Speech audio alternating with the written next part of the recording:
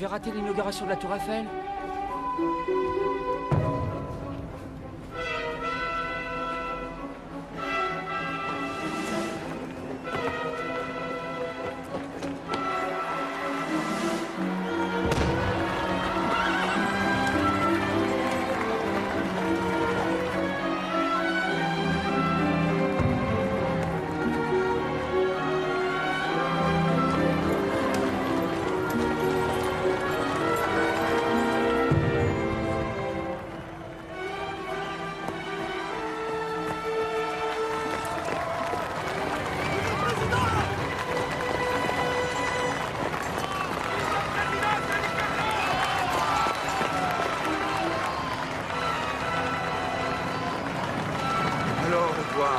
Je vous attends.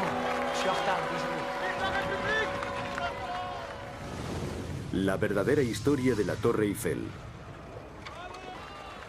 Hoy, lunes 6 de mayo de 1889, el presidente Sadi Carnot acaba de inaugurar la Exposición Universal. Saluda al gran ingeniero Gustave Eiffel, a quien le debemos la torre de 300 metros, atracción principal de la exposición. Este monumento único en el mundo celebra la vuelta de Francia al mundo de las grandes potencias.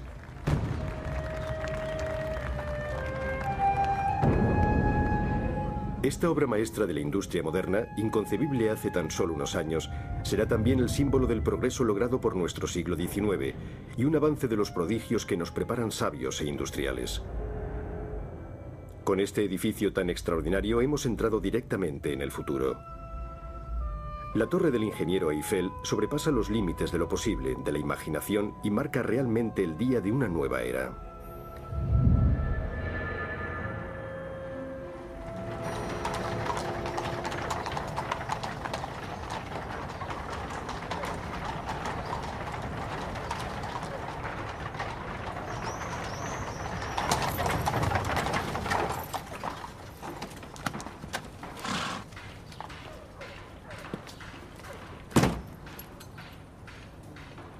Ingeniero especializado en construcciones metálicas, Gustave Eiffel se hizo famoso a la edad de 35 años construyendo la Galería de Bellas Artes para la Exposición Universal de 1867. También construyó el puente sobre el río Duero en Portugal, la estación de Budapest, puentes y pabellones en la Conchinchina, Perú y Chile, el puente sobre el Danubio y el impresionante viaducto de Garavit que acaba de ser terminado.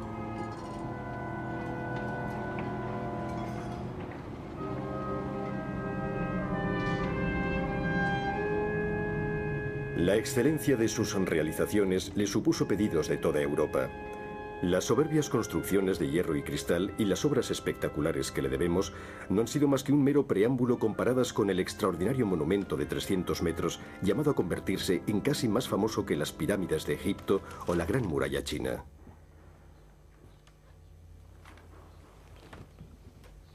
Desde el principio de su carrera, Eiffel percibió la importancia de la prensa y convocaba regularmente a los periodistas para hablar de sus proyectos.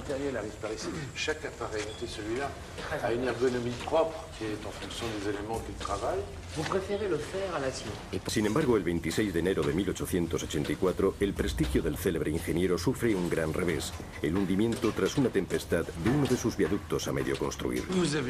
Et s'il arrive que le pont s'écroule? Faites bien de me poser la question, parce que, vous savez, il y a un moment critique dans la réalisation d'un pont.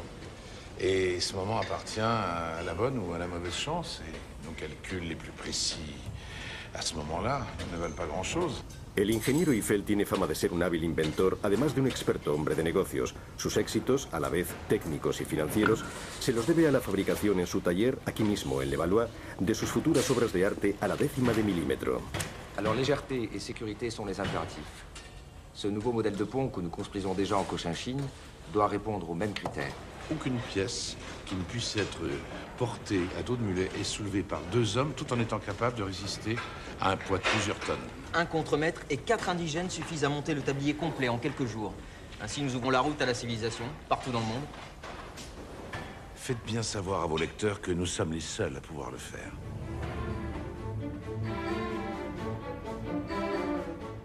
Todo está preparado.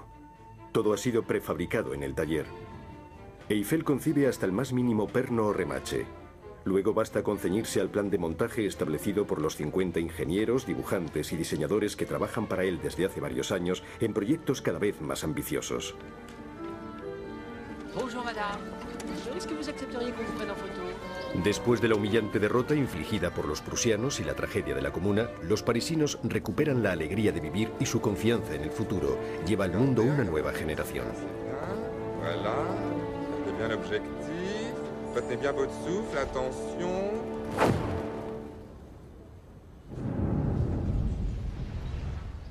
La Estatua de la Libertad es un símbolo para los que buscan un mundo mejor y más justo. Es en París donde este magnífico regalo de los franceses a los americanos acaba de materializarse bajo la forma de un monumento colosal, obra maestra del escultor Bartholdi y del ingeniero Eiffel. Un génie de la littérature, un génie de l'art comme vous est un plaisir inégalable. C'est un honneur, monsieur Hugo. Un honneur immense pour le modeste ingénieur que je suis. C'est la poésie, personnifiée par le plus grand de nos auteurs vivants. Elle est devant nous, messieurs, la poésie. Elle nous impose le silence. Esto ilustra maravillosamente la visita de nuestro gran Víctor Hugo a esta estatua, regalo de la vieja Europa al Nuevo Mundo, temporalmente montada en el taller del escultor Bartholdi. Dit une photographie.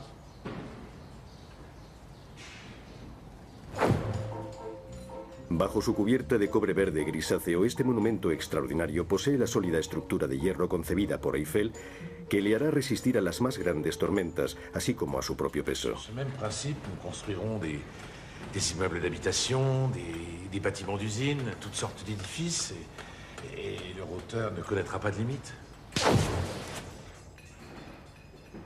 ¿Cómo el hombre que acaba de lograr esta nueva proeza podrá sorprendernos en la exposición universal que celebrará los 100 años de la Revolución Francesa?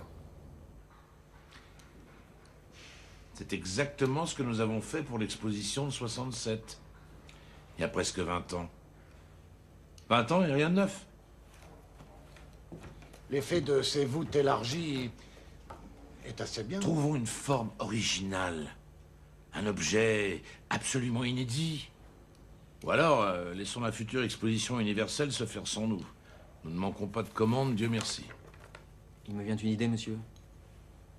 Une idée passablement incongrue, peut-être bien, mais...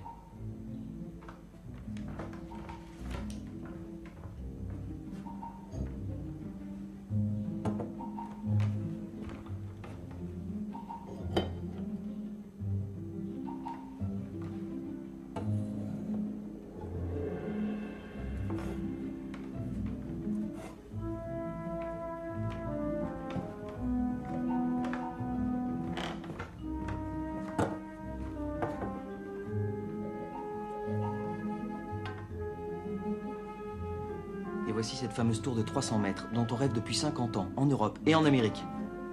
Et nous pouvons même aller plus haut. Bah, il n'y a pas d'obstacle technique majeur. Contentez-vous de 300 mètres, mon petit coquelin.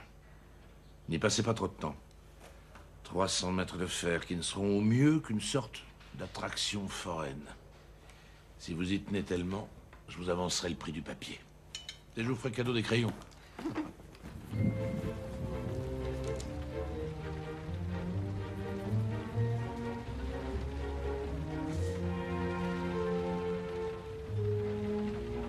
Une tour de 1000 pieds, plus de 300 mètres.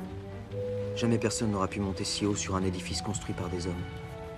Plus haut que Notre-Dame, plus la colonne Vendôme, la Statue de la Liberté et l'Arc de Triomphe superposé.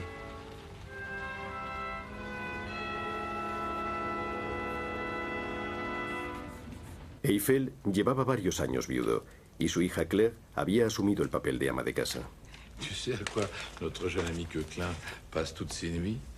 Il est au bal de l'opéra? Au café-concert? Oh, grand Dieu, non, tu y es pas du tout, là. Moi, j'y suis. Tu lui fais creuser à main nue le tunnel de ton futur métro, mon cher père. Ah, si le pharaon voulait bien me prêter ses 100 000 esclaves, ça serait pas une si mauvaise idée, ça. Et après, le métro Eiffel. Une pyramide Eiffel. J'ai fait quelques calculs préliminaires. La tour aurait une masse de 7000 tonnes environ. Si on élargit suffisamment l'emprise, cela devrait représenter 3,5 kilos au centimètre carré, soit pas plus qu'une personne assise sur une chaise. Alors? T'y crois, toi aussi? Eh bien, Ce sont les autres qu'il faut convaincre. C'est logique, c'est simple. Impeccable, de bas en haut, mais... Votre avis, Sauvestre? Tous les Parisiens ne sont pas des mathématiciens. Hein. Ce n'est que mon modeste avis d'architecte, une opinion d'artiste, mais il me semble qu'il manque un rien de souplesse et de fantaisie.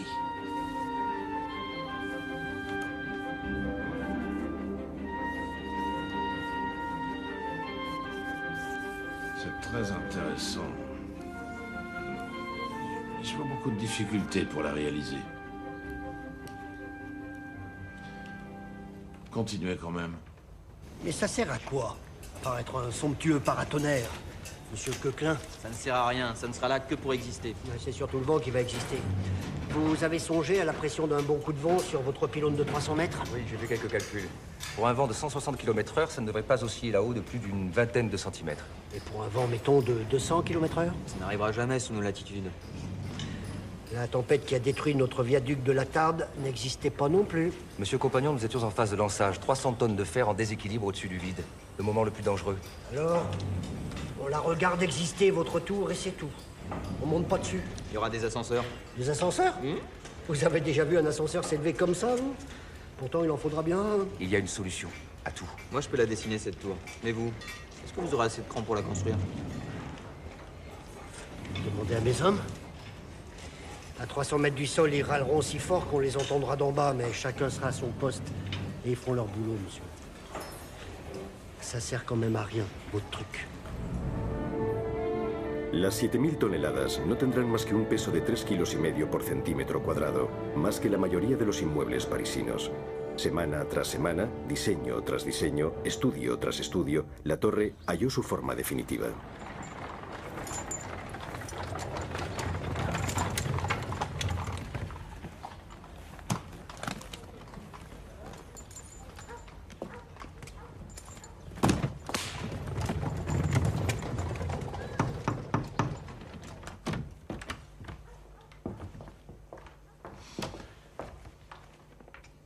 Viens voir.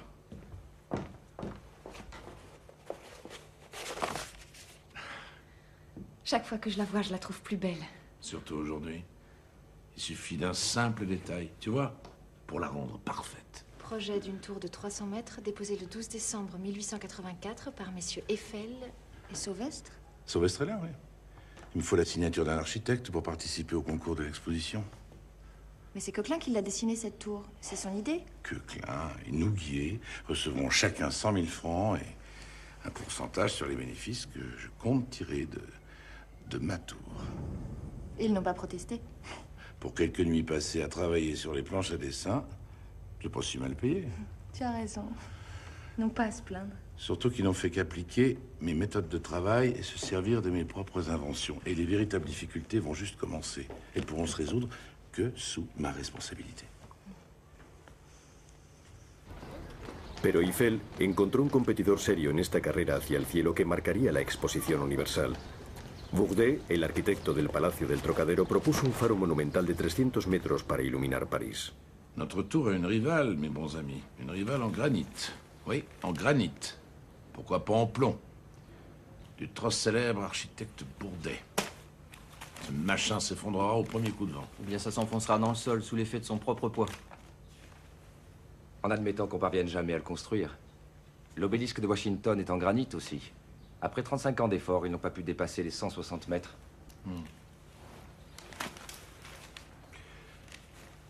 Comment peut-on accorder le moindre crédit au projet absurde et onéreux de ce charlatan? Nous vivons dans un étrange pays. Édition spéciale. Mi deber de periodista me obligaba a demostrar la superioridad del proyecto de Eiffel sobre el irrealizable de su rival. El director del periódico me llamó al día siguiente. Mais ça ne va pas du tout, mon vieux. Mais qu'est-ce que vous écrivez là? Regardez-moi ça. Un splendide exploit technique, la preuve de la Renaissance française. Et puis quoi encore? Cette vilaine ferraille de l'ingénieur Eiffel. Monsieur... Je vous paye pour exprimer les opinions du journal. Ce qui veut dire les miennes, pas les vôtres. Mais monsieur, pas plus tard qu'hier, vous pensiez du bien d'Eiffel? Mais Eiffel a sûrement du génie. Tant mieux pour lui. Bourdet est protégé en très haut lieu. Et ça vaut bien plus que tout le talent du monde. Si es construido, el foco siniestro y feo del ingeniero Eiffel destruirá los últimos oasis de verdor del centro de París. Para superar a Bourdet, Eiffel encontró una protección del gobierno, la de Édouard Locroix, ministro del Comercio y de la Industria. Vous êtes exactement sous le centre de la future tour, monsieur le ministre. Vous aviez raison. Cet emplacement au cœur du champ de Mars, c'est parfait. Imaginez au-dessus de nous 300 mètres de fer, mélangés à la lumière et aux nuages. Ce sera bientôt chose faite, mon cher Eiffel. Vous avez le savoir-faire et le sérieux. Il me manquait juste un ministre. Il faut bien que parfois nous servions à quelque chose. El reglamento del concurso para la construcción de una torre de 300 metros se publicó por fin. Se estipula que esta torre será metálica, lo que tiene como efecto excluir el magnífico edificio de granito del señor Bourdet. Vous êtes satisfait, monsieur Eiffel? Absolument. Le règlement de ce concours me convient parfaitement. Il est en effet sur mesure. Il ne sert qu'à éliminer votre seul concurrent sérieux, Bourdet. Sur mesure? En effet. Ça fait 2 ans que je travaille avec mon équipe. Dépôt de brevets, expérimentation, de nouvelles techniques. Non, ce que vous voulez, vous, c'est que le concours soit gagné par des gens qui font n'importe quoi. Et qui n'ont rien fait du tout. Los candidatos no tendrán más que 3 semanas para presentar sus proyectos.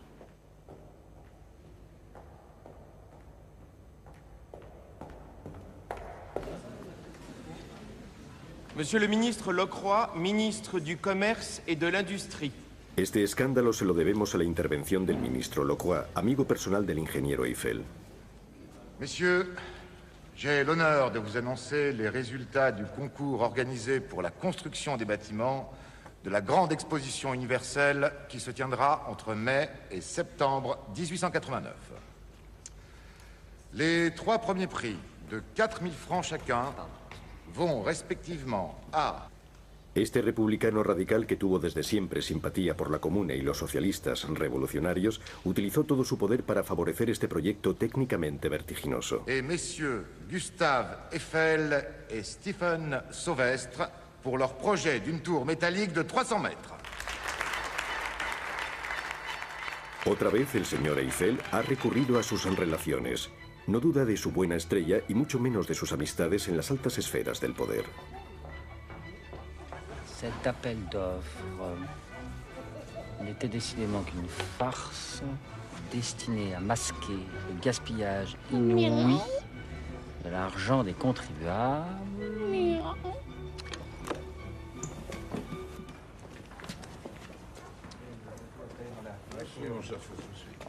Et nous pouvons vous faire bénéficier d'un prix beaucoup plus intéressant sur le fer. Mes ingénieurs ne jurent plus que par l'acier, malgré son prix plus élevé. Moi pas. Je n'aime pas travailler sur une matière que je connais mal. Avec l'acier, personne ne connaît l'amplitude des oscillations par grand vent et par grande chaleur. Voilà ce que j'en pense, monsieur, de l'acier. Sous une forte bourrasque, la tour pourrait bien devenir une sorte de diapason.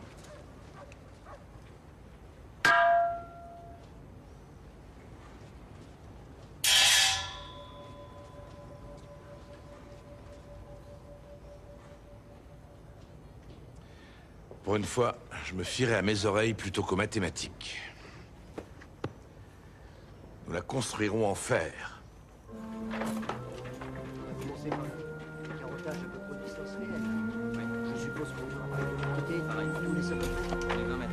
La primera etapa consiste en sondear el suelo para verificar la estabilidad del terreno. En el emplazamiento de la muy improbable torre, los geólogos constatan que el suelo está saturado de agua y que 2 de sus 4 pilares no tendrían cimientos sólidos. On est totalement boueuse et instable. On ne pourra jamais creuser, on est trop près de l'acier. Notre affaire commence mal.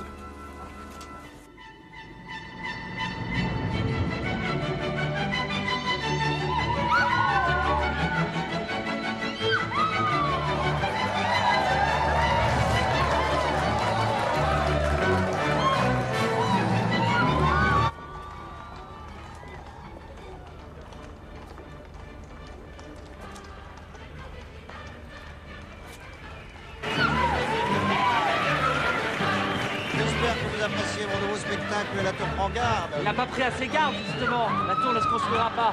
Comment ça? Le sol est instable. C'était dans mon article de ce matin.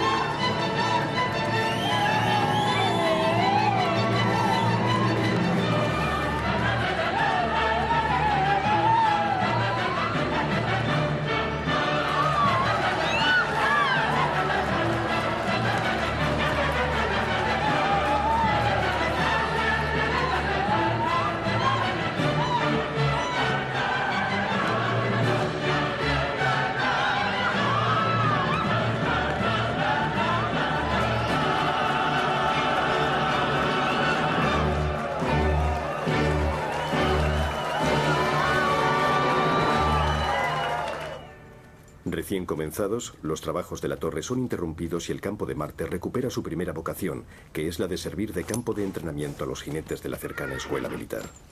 Pero Eiffel no ha dicho su última palabra. Decide utilizar un procedimiento de cajas metálicas con aire inyectado a presión de 15 metros por 6 para acabar en un terreno inundado a 8 metros de profundidad. Inquietos, los miembros del gobierno ven confirmados sus temores de que Eiffel no se atendrá a los plazos ni al presupuesto acordado. Non, je ne lui parlerai pas.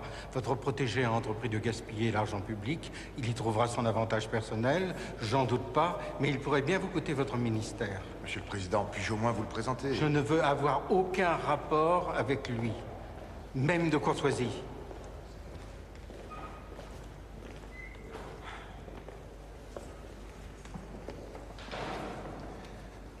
Mon cher Lecroix, vous vous souvenez sûrement de mon gendre, Adolphe Salle, c'est aussi mon bras droit. Il a beaucoup de bras droits. Il en aura besoin, je le crains. Parlez-moi de ces fameux caissons pour creuser en milieu inondé. C'est une technique qui a largement fait ses preuves. J'ai utilisé à mes débuts pour le pont sur la Garonne, c'était il y a près de 30 ans. Vous pouvez garantir qu'il n'y aura pas d'accident? Il n'y aura pas d'accident, mais le budget du chantier augmente de 250 000 francs. Je préfère être honnête avec vous. Le président du conseil n'attend que ça pour abandonner le projet. Je prendrai en charge les frais supplémentaires. Las diferentes piezas de las cajas metálicas son montadas en la obra. Es un negocio excelente para el fabricante, que no es otro que el mismo Gustave Eiffel. Surtout pas de fausse manœuvre. Je veux pas d'accident. On a déjà assez de retard. On envoie, mais tout doucement, hein, tout doucement. Allez, ça suit, ça suit, ça suit. Voilà. Excusez-moi. Eh? Les terrassiers vont travailler dans ces caissons? La technique est au point, ouais. Un peu plus sur ta gauche, là. Voilà. Voilà. Ce sont des vrais cercueils, y a pas d'autre mot. Appelez ça comme vous voudrez. Ils vont les plonger vraiment dans l'eau? Dans ce qu'on trouvera, ouais. Et comment les hommes vont-ils respirer? On leur enverra de l'air par des pompes. Tout simplement. C'est parfaitement incompréhensible. Les dons. Je veux vous montrer une chose, avant que vous n'écriviez encore des horreurs sur moi. Ah, et quoi donc, monsieur Eiffel? Un verre, mon ami. Un verre à boire. Un banal verre à boire.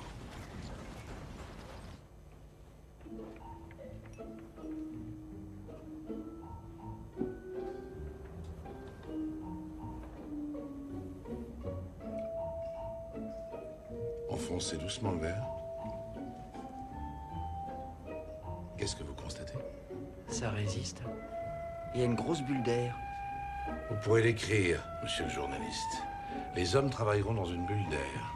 Ils auront largement de quoi respirer.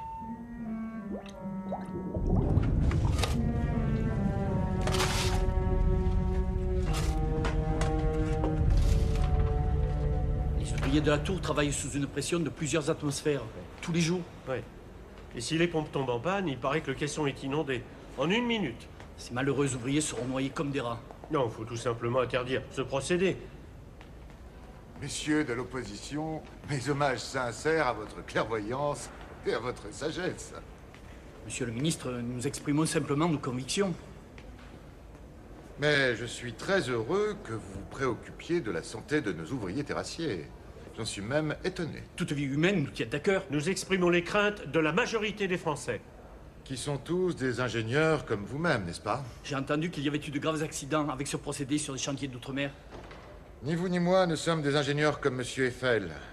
Et croyez bien que pour lui, comme pour moi, les conditions de travail et de sécurité font partie des progrès immenses apportés par ce projet.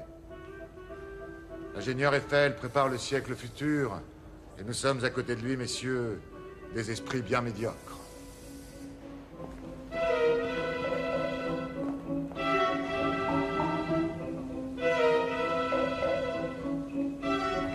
Quedan hombres de honor, a pesar de lo que digan, entre las personas que nos gobiernan.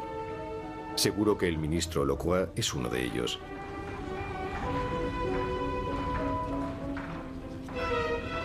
Para tranquilizar a la opinión pública y demostrar a la oposición que las cajas metálicas presurizadas del señor Eiffel no corren peligro, el ministro no duda en bajar el mismo.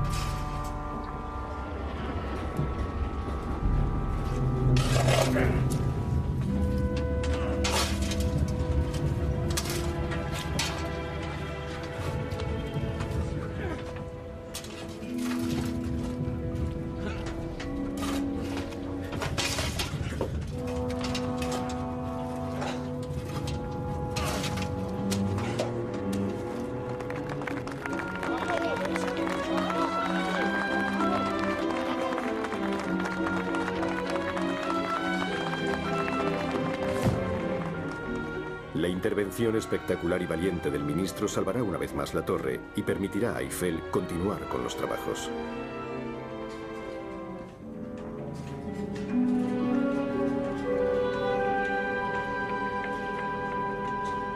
Eiffel, héros de notre temps, un éminent représentant du génie français, la revanche pacifique de la défaite de Sedan. Et puis quoi encore? Pourquoi pas sa statue place de la Concorde? C'est un homme qui gagne à être connu. Il accepterait sûrement de faire votre connaissance, vous l'apprécierez. En plus, vous foutez de moi. Bon, je suppose que ce monsieur Eiffel vous a taillé une redingote en billets de 1000 francs. Non, monsieur, je vous en donne ma parole d'honneur. N'employez pas de mots stupides, Barbier. On m'a pas viré ce crétin des Carpates. Il m'augmente, au contraire. Je passe à 1000 francs, ma belle. 50 louis par mois pour écrire tout ce qui me passe par la tête. Oh, mais tu vas pouvoir m'en faire des cadeaux. Mais il est persuadé que je suis dans les petits papiers du ministre, du président et de je ne sais qui encore.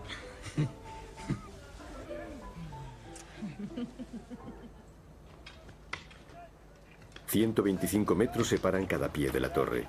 Los cimientos de los pies sur y este están enterrados en terreno seco y sólido, lejos del Sena y de las infiltraciones de agua.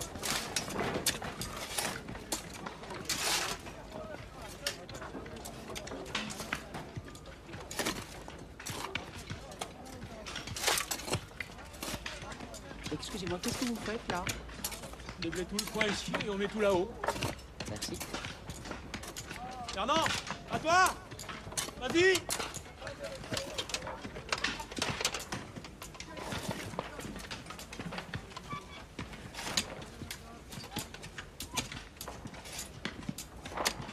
Cuatro inmensas losas de mampostería de piedra se colocan para recibir los primeros elementos de la estructura metálica de cada pie. A partir de entonces, nadie podría detener la torre, pero nuevamente los enemigos se manifiestan. C'est une lettre de protestation des artistes de notre pays contre l'érection de la tour de 300 mètres. Nous, écrivains, peintres, sculpteurs, architectes, amateurs passionnés de la beauté de Paris, venons protester de toutes nos forces, de toute notre indignation, au nom du goût français, au nom de l'art et de l'histoire français menacés contre l'érection en plein cœur de la capitale de l'inutile et monstrueuse Tour Eiffel. Qui a signé cette infamie? Alexandre Dumas fils, Charles Gounod, François Copé, Charles Garnier, le comte de Lille, Maupassant. L'élite. L'élite de notre pays. C'est accablant. Ils n'empêcheront pas la tour. Leur lettre sera rendue publique après-demain. J'aimerais pouvoir publier votre réponse en même temps. Ils l'auront, ma réponse. Je prétends que les courbes des 4 arêtes du monument donneront au contraire... Non, ça va pas, ça. Ça va pas enlever au contraire. Donneront une impression de beauté. Relisez-nous ça, je vous prie, Adolphe. Si vous le permettez, père. Après impression de beauté, j'ajouterais « Et ces courbes mathématiquement parfaites traduiront à la face de l'univers la hardiesse de nos conceptions. » Elle sent l'univers tranquille, ma chère enfant. Paraît que je manque déjà bien assez d'humilité. Bien. Faites porter aux journaux la réponse du barbare Gustave Eiffel. Et qu'on n'y change pas une virgule.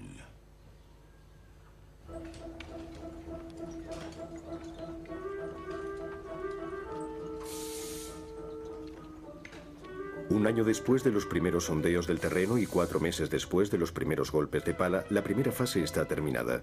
Se han extraído 39.000 metros cúbicos de tierra y de piedra. Los 4 zócalos están en su sitio y dispuestos a recibir la delicada estructura de hierro que constituirá la torre. Los cavadores dejarán ahora paso a los casi 200 remachadores que vienen de toda Francia. Estos obreros cualificados serán pagados por encima del salario habitual, siempre que se plieguen a las condiciones particulares de la obra y a los plazos de construcción. Bien lu le règlement du nouveau chantier, t'as tout compris? Oui, monsieur Compagnon. Signe. Duval, Valentin et Maximilien.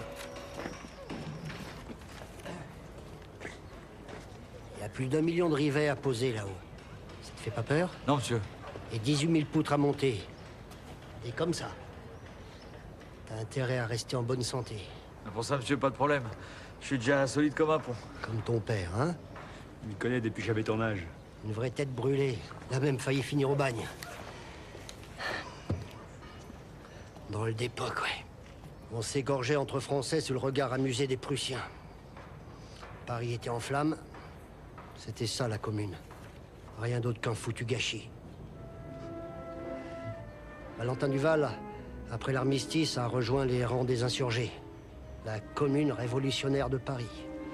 Avant qu'elle soit impitoyablement matée.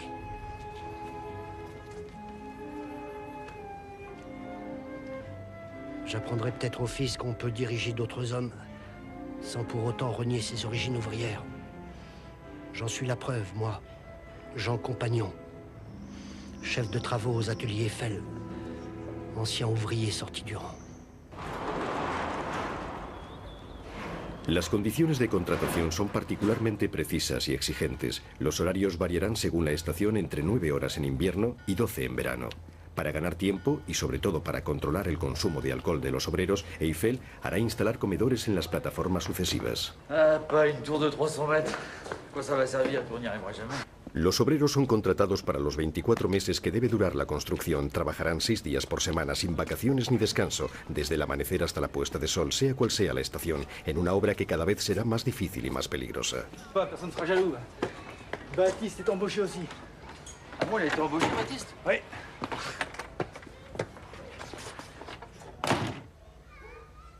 Tu verras la tour d'ici, maman.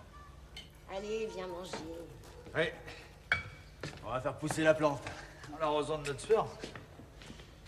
Il a pas commencé qu'il se plaint déjà. Et construisez la tour de Monsieur Eiffel. Même si elle sert à rien, au moins, je vous verrai rentrer le soir. Monsieur les terrassiers, on bouge plus.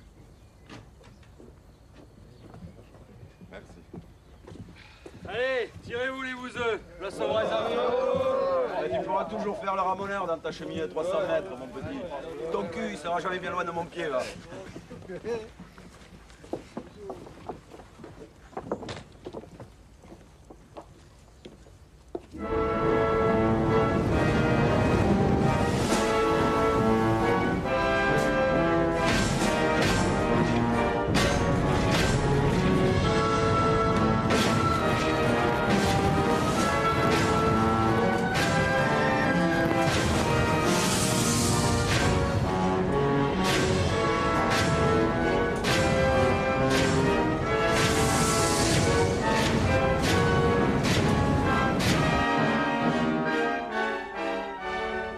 aquí a Eiffel en pie de guerra y dispuesto a hacer fundir la friolera de 60 millones de kilos de hierro, 3 libras de chatarra por ciudadano francés para festejar los 100 años de la Revolución.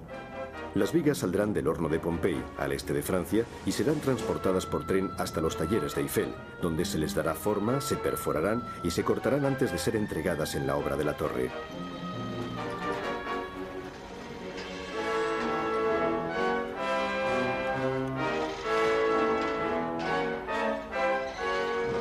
Las vigas se suben a la altura deseada gracias a las poleas y grúas móviles enganchadas a la misma estructura. Cada viga se fija provisionalmente con ayuda de pernos antes de ser remachada en caliente. Cada pieza que no sea totalmente conforme es enviada inmediatamente al taller. No se hace ninguna modificación en la obra. Las vigas principales tienen una masa de unas 3 toneladas cada una. Están unidas entre ellas por medio de las vigas secundarias dispuestas en cruz de San Andrés. Tout le souci de nos ingénieurs, c'était de répartir cette gigantesque masse métallique au sol sans qu'on s'enfonce. Et c'est pour ça qu'on a voulu faire une sorte de patte de canard. Mais en raison de la courbure de notre tour, chaque élément, chaque poutre, et il y en a 18 000, est différente des autres. Nous avons dû réaliser 1700 dessins d'ensemble et 3629 dessins exécution, comme cela, vous voyez. ¿Y cómo vous les assemblez? Par les rivets. En las representaciones que nos han ofrecido, la torre parece un encaje. Los obreros, montando las viguetas con la técnica del remache, han llevado su ruda labor de forjadores a un extraordinario nivel de delicadeza.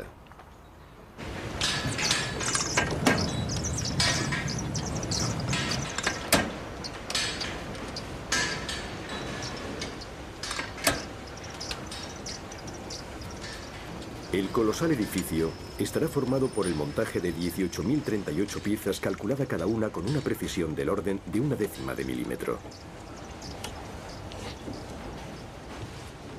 2,5 millones de remates, de los que la mitad colocada en el taller hará mantener la totalidad.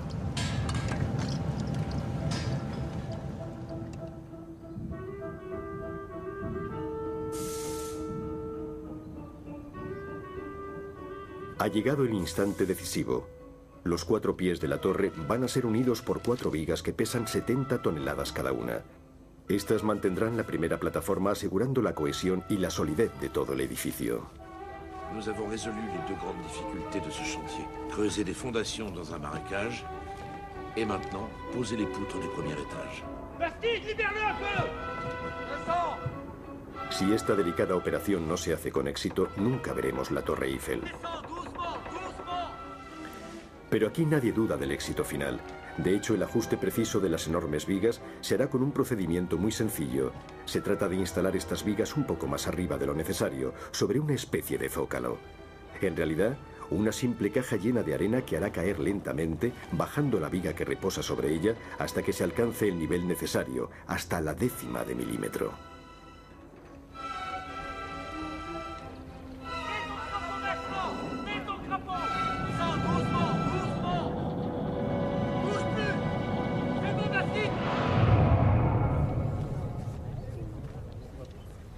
C'est fait.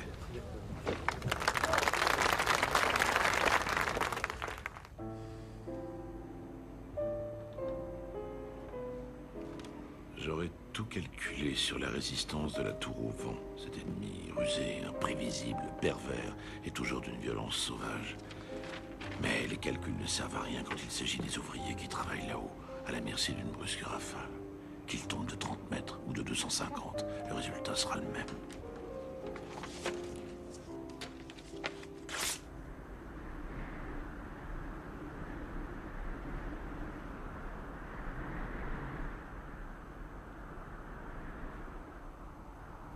Son las 8 de la mañana. Acaba de amanecer. Aquí, al pie de la torre, reina una temperatura de montaña. Me han informado que allí arriba, hoy, igual que hace 6 meses, hay 4 grados menos que al nivel del suelo, y los audaces constructores están aún a 240 metros de la cima. Es un espectáculo extraordinario y sin embargo cotidiano el que ofrecen sin remilgos, como si se tratara de algo natural, estos obreros que trabajan a más de 60 metros de altura. Casi me dan ganas de decir de altitud. Apenas notan el vacío que los amenaza o parecen sensibles al viento cuyas ráfagas han sobrepasado más de una vez los 80 km/h.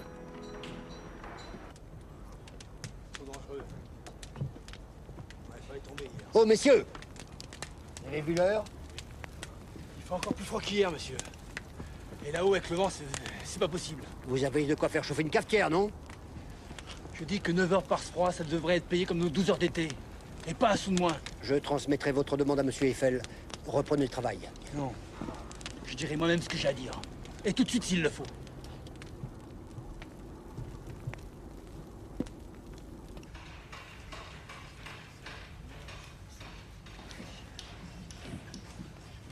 C'est un socialiste.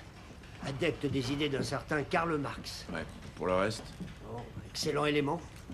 Travailleur, sobre, courageux. Ce sont les mêmes individualités qui construisent la société qui souvent rêvent de la détruire. Est-ce que vous comprenez une contradiction pareille?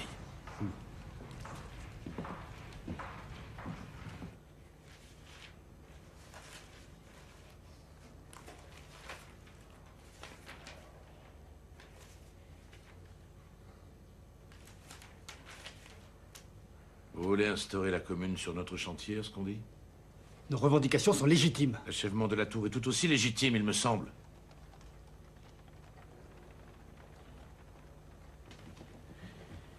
Mais, voyez, monsieur le communard, il n'y a pas de canon ici. Ni fusil, ni canon. Nous allons discuter honnêtement. Vous y trouverez votre compte. Sauf votre respect, monsieur. Il ne s'agit plus de discutailler. Quand on nous fait trimer là-haut dans un froid pire qu'au pôle Nord, avec un vent à nous balancer dans le vide. Vous voulez négocier, oui ou non? Nous avons justement le même ennemi, le vent. C'est vous qui discutaillez, monsieur Duval. Moi, je veux que nous réussissions ensemble. Messieurs, venez par ici, s'il vous plaît.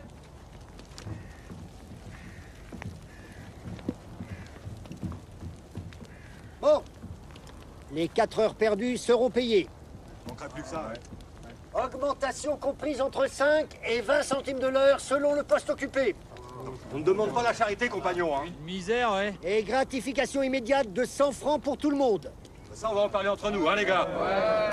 Ceux qui ne s'estiment pas satisfaits peuvent demander leur compte immédiatement.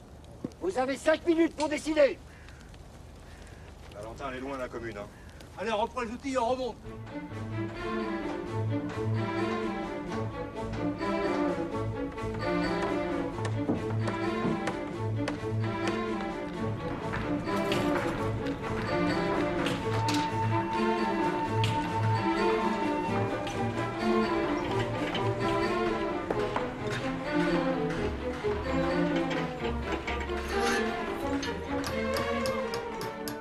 Las vigas son montadas y luego mantenidas en su sitio con pernos. Los remachadores quitan los pernos y empiezan por verificar que los agujeros estén perfectamente alineados. Los equipos de remachadores están formados por 4 personas. Un aprendiz calienta los remaches hasta que alcanza la temperatura ideal de 1200 grados. Luego, otro coge el remache con la ayuda de una larga pinza y lo introduce en el agujero común a las 2 piezas. Una vez insertado, lo bloquea mientras que uno de los obreros, golpeando con la ayuda de una maza de 5 kilos y un mandril, forma la nueva cabeza.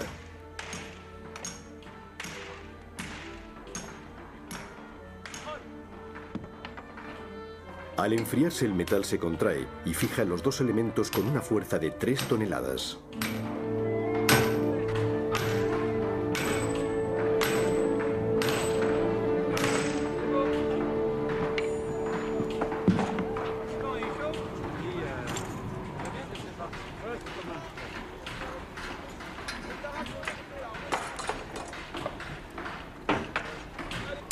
Cada equipo de remachadores tiene su propia forma de golpear y los equipos se reconocen de un extremo a otro de la torre por su sonido único. Los 40 equipos colocan unos 3200 remaches por día.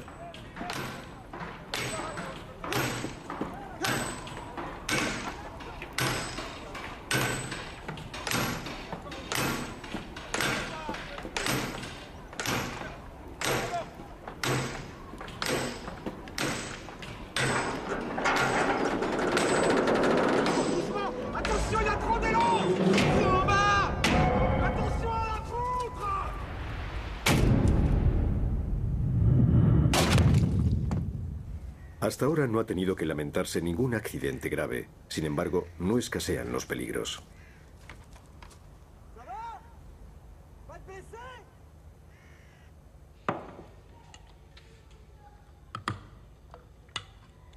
Qu'est-ce qu'il y a?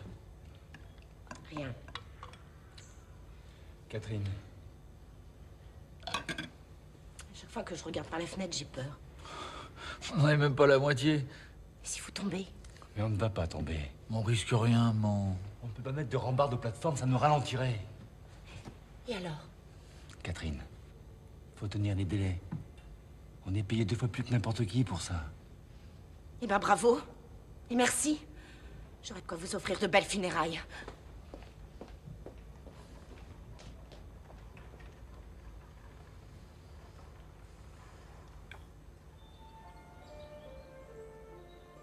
Ahora una escalera lleva al primer piso e Eiffel y sus ingenieros y algunos amigos proceden a la inauguración privada de la plataforma.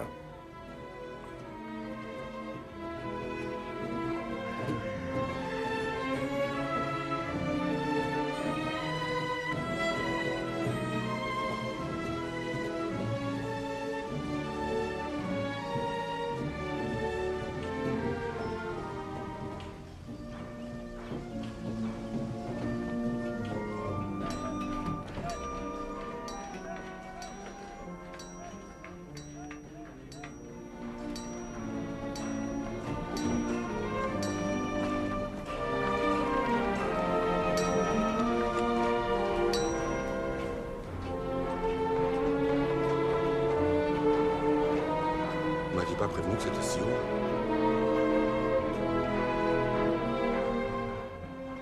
Mientras que hombres y mujeres admiran la vista espectacular a 57 metros de altura, por encima de sus cabezas, los obreros siguen trabajando.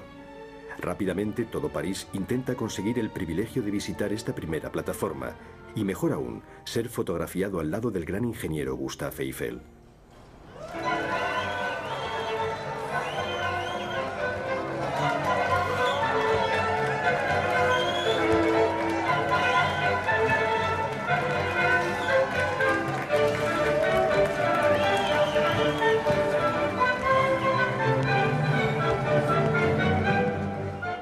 La vida a finales del siglo XIX es tan palpitante de noche como de día. Vivimos decididamente una Belle Époque. París es la capital mundial del placer y su humilde servidor no falla, noche tras noche, en ser testigo privilegiado de estas exploraciones. Solo esta semana han abierto sus puertas 3 cabarets, ofreciendo a parisinos y visitantes maravillados el encanto de las chicas más bonitas del mundo.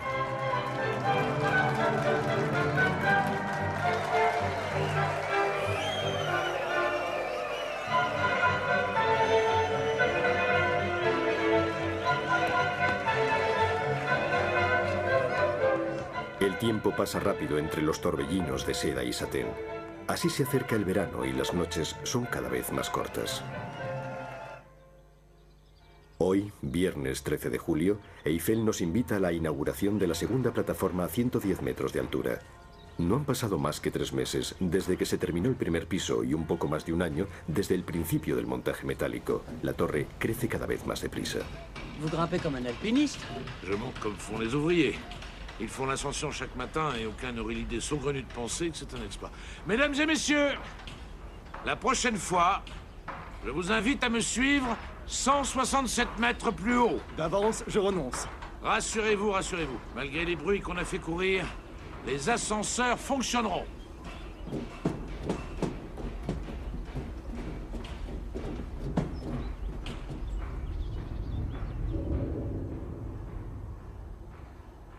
Eiffel organiza un suntuoso banquete después del cual todo París puede admirar fuegos artificiales tirados desde el segundo piso.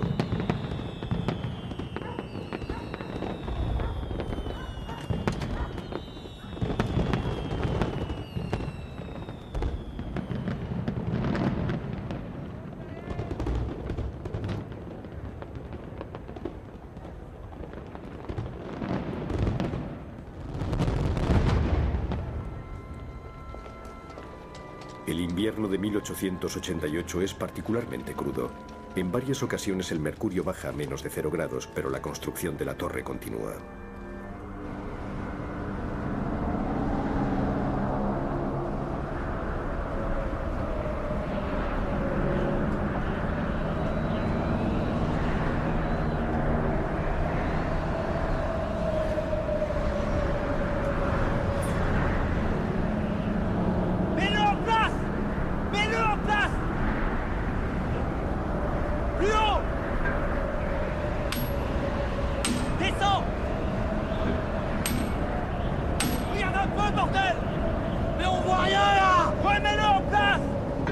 Cuando el viento es demasiado fuerte, el remachado se para. En la torre los obreros emplean este tiempo para efectuar el mantenimiento de seguridad. Verifican en las vigas perfiladas que las líneas de fuerza se descarguen adecuadamente y deben enderezar ciertas vigas que se han deformado a causa de una avería o accidente. On arrête pour aujourd'hui, c'est trop dangereux. On redescend.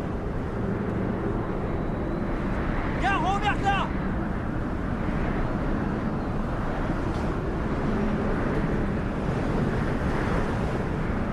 Fais attention, Maximilien.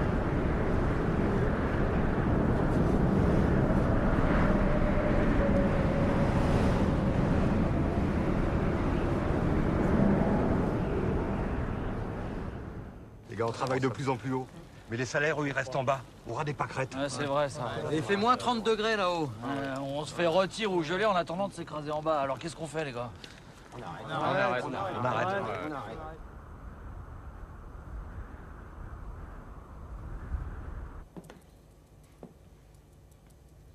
Si nous leur cédons encore, nous devrons leur accorder tout ce qu'ils veulent et même ce qu'ils ne veulent pas encore. Et s'ils se mettent en grève pour de bon, nous n'aurons aucune chance de tenir les délais. Laissez-moi faire. Esta vez, Eiffel no cede. Los obreros que piden una prima de riesgo serán enviados al primer piso para realizar las tareas menos nobles. Messieurs les indispensables, ils ont enfin trouvé un travail à leur hauteur. Vous regrettez peut-être vos poutrelles, monsieur le socialiste. Et les affreux coups de vent glacés, et les inhumaines brûlures du soleil. T'as le choix. Une peau de peinture, ou un métier d'homme. À toi de choisir.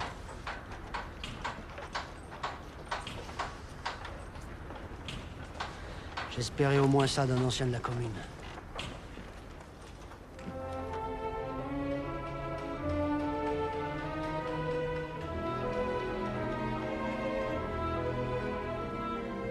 El aire es puro y vivificante. Con el tiempo la torre será el equivalente a una estación balnearia, o mejor aún, un sanatorio para curar las enfermedades respiratorias.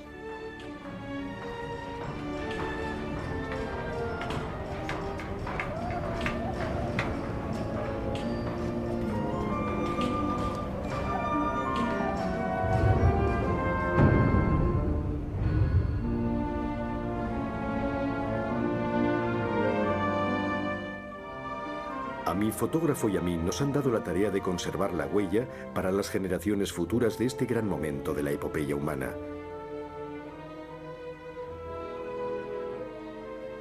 Solo queda un mes para el 31 de marzo, fecha en la que la torre debe alcanzar la altura de 300 metros.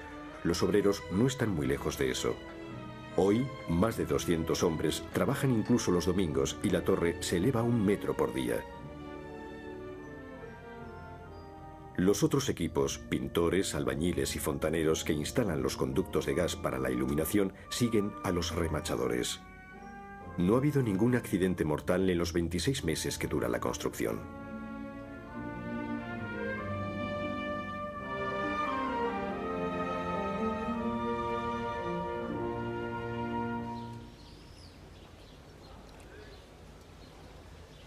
Es el último día. Los obreros dan una última capa de pintura y efectúan las últimas verificaciones y operaciones de control, haciendo sonar los remaches para verificar la presión.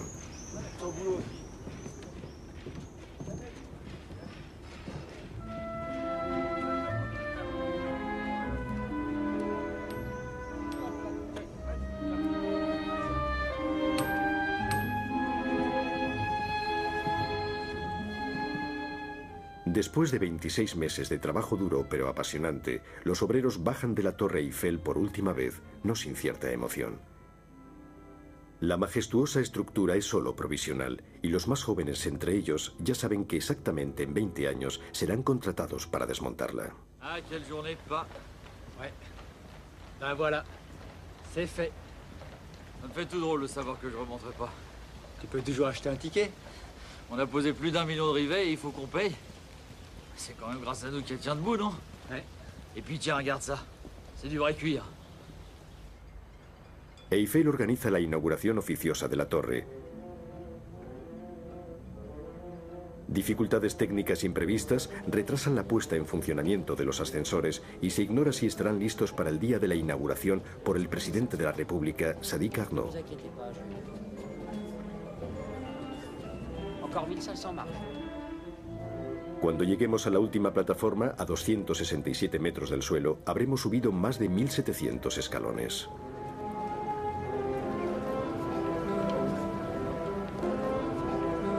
Alors, qu'est-ce que vous dites de ça?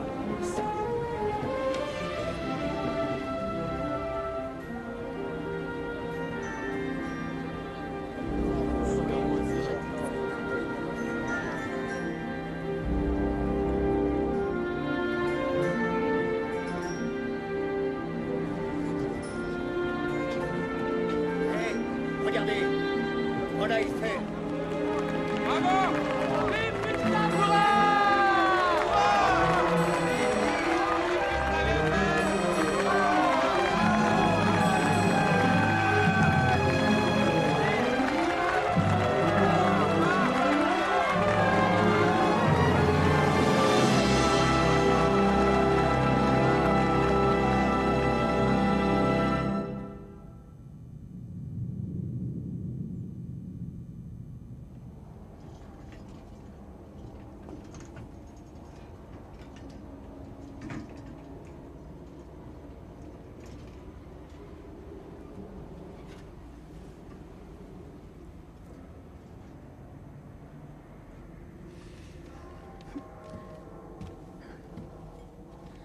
À mon père, le plus grand ingénieur de notre temps. Ne l'oublions jamais. Ici, comme à Garabi, ou sur les rivières capricieuses de Cochinchine, nous jouons aux limites de ce qui est permis à l'être humain. Tu connais notre prochaine victoire, si le destin nous y autorise. À Panama.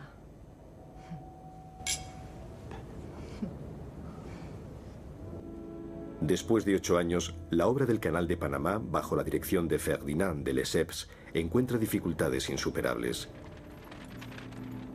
Ya se han gastado centenares de millones.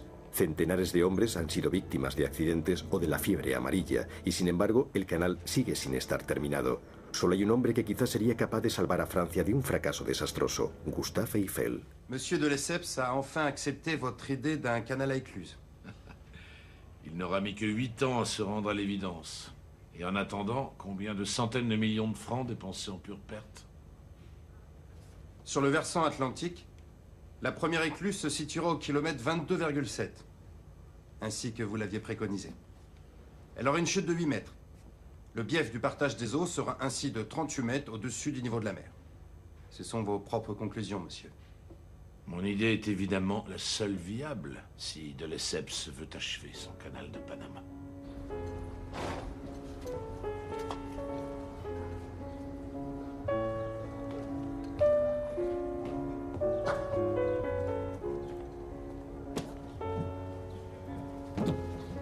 La misma naturaleza del proyecto del Canal de Panamá ahuyentaría a un hombre ordinario. La sociedad del Canal Interoceánico de Panamá está al borde de la quiebra. Cada metro cúbico de tierra extraído es inmediatamente sustituido por otro metro cúbico que se hunde. Cada día hay que rehacer todo el trabajo.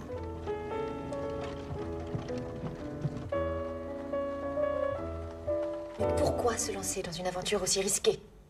Je suis le seul dans le monde à pouvoir construire des écluses de 11 mètres de chute. Pardonnez-moi de me répéter, père. Mais les risques financiers? C'est une affaire de 120 millions, presque 20 fois le prix de ma tour. Je serai le premier dans le monde entier. On ne dit pas que du bien des gens à qui vous avez affaire. Surtout du baron de Reynac. Et de moi, ma chère enfant, on ne dit que du mal.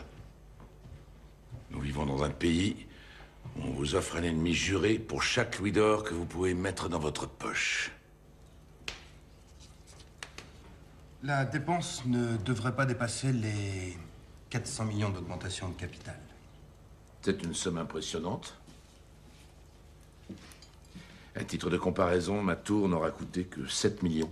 Ne craignez rien, mon cher. Ma banque vous couvre bien au-delà des sommes que vous engagerez. Et vous, monsieur Reynac, vous commencez par percevoir une commission de 2 millions? C'est l'usage. Les actionnaires échappent à la ruine grâce à ton père. Tout le monde applaudit. Il sauve le canal. Mon père ferait n'importe quelle folie pour prouver qu'il a raison. Ne t'inquiète pas. Il calcule tout au millimètre, au centime près. Oui, mais là, des centaines de millions sont en jeu. Peut-être des milliards. Ton père est le plus honnête des hommes. Il ne risque rien.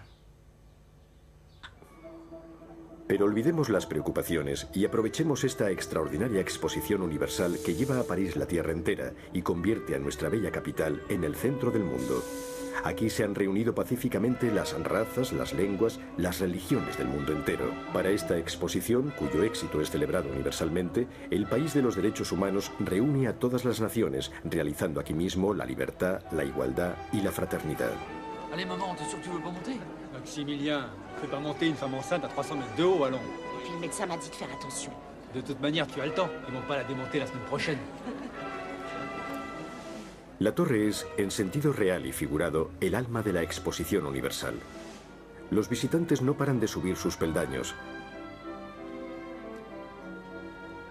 La exposición universal atraerá a visitantes exóticos como el Shah de Persia, que no se atrevió a aventurarse a lo alto de la torre y prefirió enviar en su lugar a un oficial de su corte.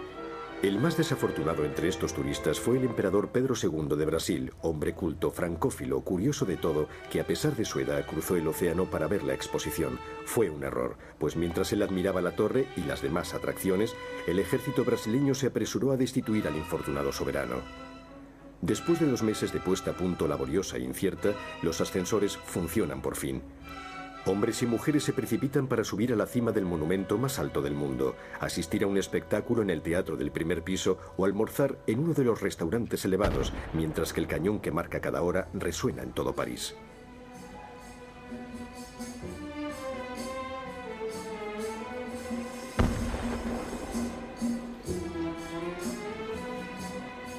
Una de las otras atracciones más populares es la calle del Cairo, con sus perfumes envolventes, sus olores a especias y sus 1001 noches ofrecidas a todos.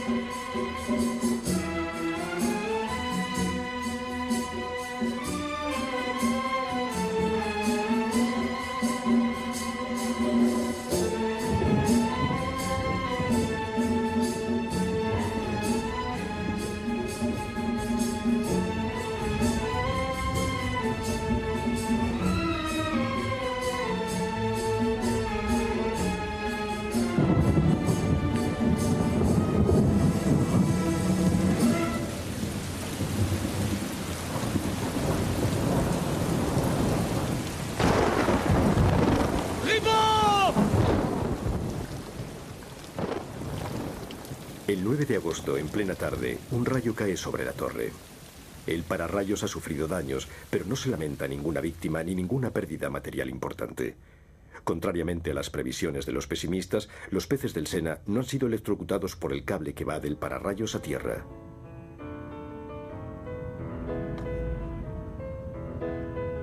Lucullus est consommé aux œufs pochés, suivi d'une truite saumonée au coulis d'écrevisse, suivi d'une poularde du Mans à la russe, puis homard sauté. Très bien, c'est parfait. Notre Américain est un grand homme, mais il doit pas savoir distinguer un homard d'un caneton. Tu veux savoir la carte des vins? Thomas Edison a une tête à ne boire que de l'eau. El que más ha emocionado a Eiffel de los ilustres visitantes que han sido recibidos en su salón privado del tercer piso es sin duda Thomas Edison, el inventor del teléfono, del fonógrafo y de la bombilla eléctrica. Le monde entier admire le grand Thomas Edison. Vous êtes l'orgueil de l'Amérique, vous personnifiez le progrès, vous êtes l'avenir de la civilisation.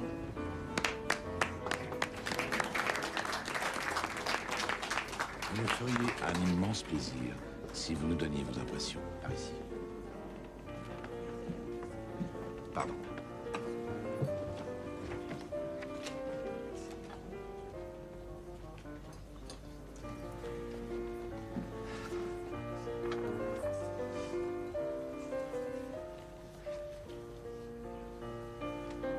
Top of the Eiffel Tower, September 10th, 1889. To Mr. Eiffel. Al señor Eiffel, el gran constructor de un ejemplo gigantesco y único de la ingeniería moderna. De parte de alguien que tiene el mayor respeto por todos los ingenieros, incluido el gran ingeniero. Ingénieur, le bon Dieu. Vraiment, vous nous faites un immense honneur, monsieur Edison. À moi-même et à mon pays tout entier.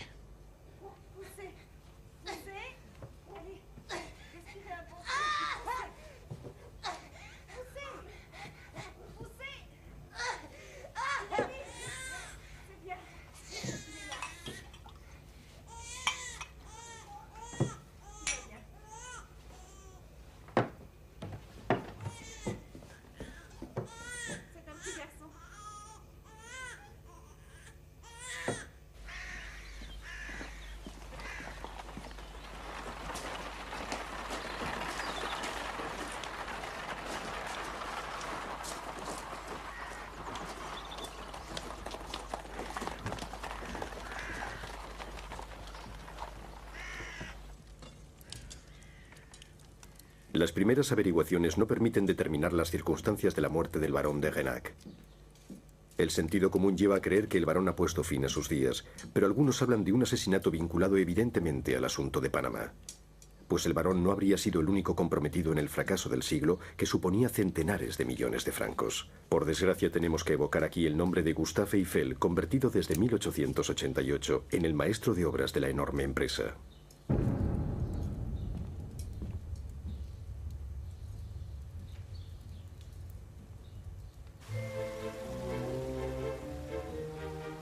La Torre Eiffel parece burlarse de los parisinos que han perdido sus ahorros invirtiéndolos en el Canal de Panamá.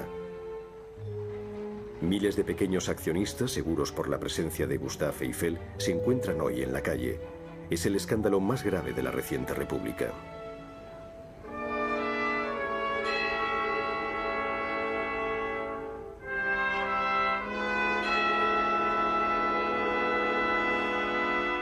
Je n'ai rien à justifier, monsieur. L'instruction prouvera que toutes les opérations sont honnêtes et parfaitement régulières. Je vous rappelle que des milliers d'actionnaires sont aujourd'hui sur le pavé, réduits à la soupe populaire. Et que d'autres ayant tout perdu se sont suicidés. El 10 de enero de 1893, Ferdinand de Lesseps y Gustave Eiffel comparecen ante el Tribunal de Apelación. El señor de Lesseps, comprometido gravemente en la memorable quiebra de la Compañía de Panamá, apenas tendrá otra defensa que su edad avanzada y su glorioso pasado. En cuanto al señor Eiffel, Gran Cruz de la Legión de Honor, se le reprocha, no sin razón, haber conseguido al parecer un beneficio personal de más de 30 millones de francos con las operaciones que llevaron a la catástrofe a la Sociedad del Canal. Monsieur Gustave Eiffel, né le 15 décembre 1832 à Dijon, ingénieur, directeur de société. Vous êtes condamné, en application des articles 406 et 408 du Code pénal relatif à l'abus de confiance et détournement de biens, à 2 ans de prison ferme et 20 000 francs d'amende.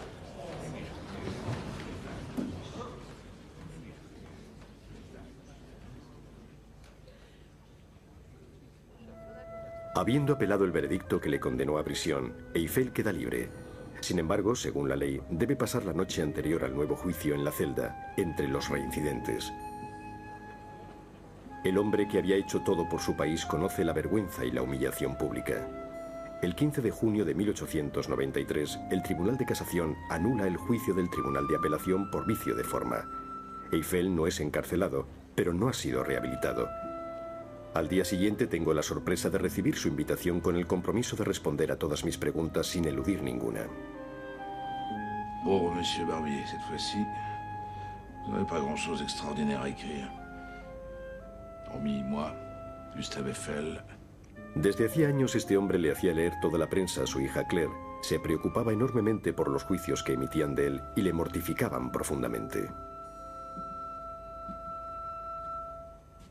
Vous avez entendu? Pour Dijon? Non. C'est la ville natale de mon père. Je sais. Ils viennent de débaptiser le quai Eiffel. Pourtant, vous avez donné une grosse somme d'argent pour indemniser les actionnaires de Panama. Plus de 10 millions. Plus que le prix de cette tour. J'ai abandonné une grosse part de mes avoirs dans ma propre entreprise. On parle de lui retirer sa Légion d'honneur. C'est un véritable lynchage.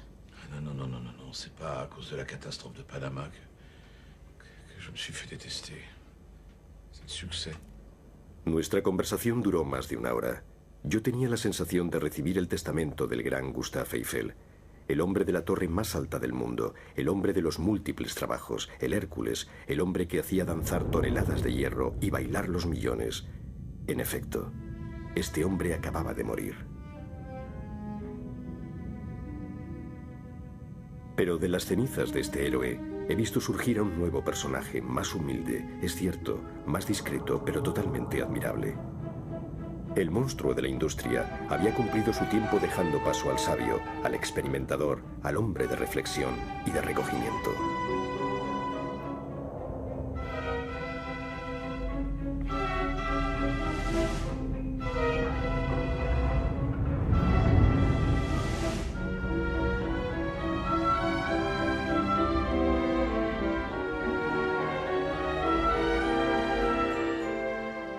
Nuestra hijita de 300 metros celebrará sus 11 años en unos días.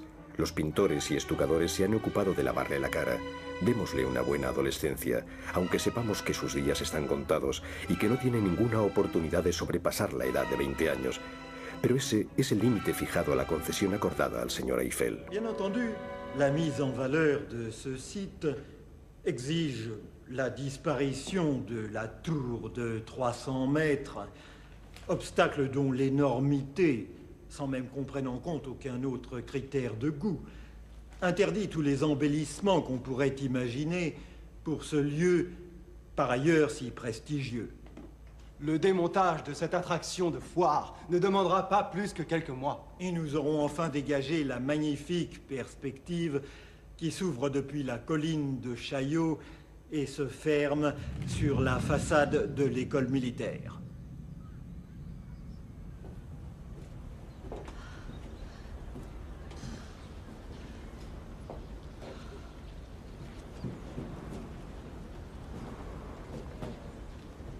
Ça va.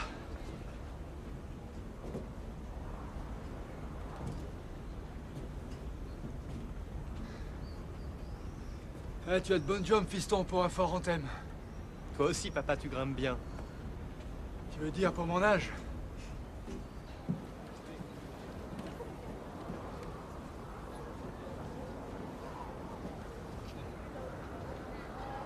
Dire qu'ils vont la démolir. Tout ce travail pour rien. Elle ne sert à rien.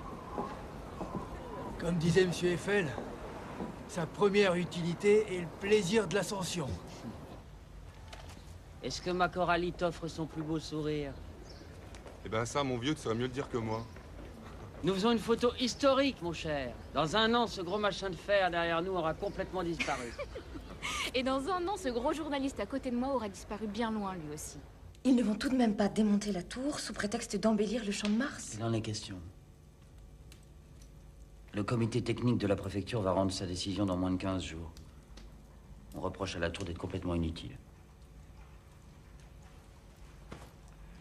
Elle permet des expériences scientifiques uniques au monde. Ah, voilà un argument. Je vous écoute. Tout le pays lira ce que vous allez me dire là. Très bien. Commençons par la météorologie.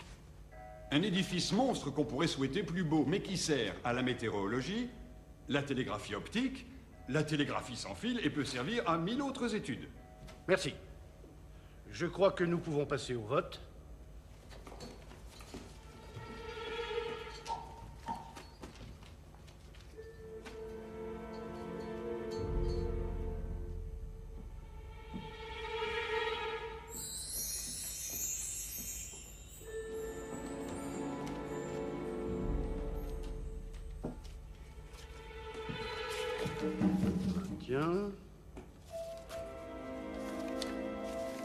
Destruction.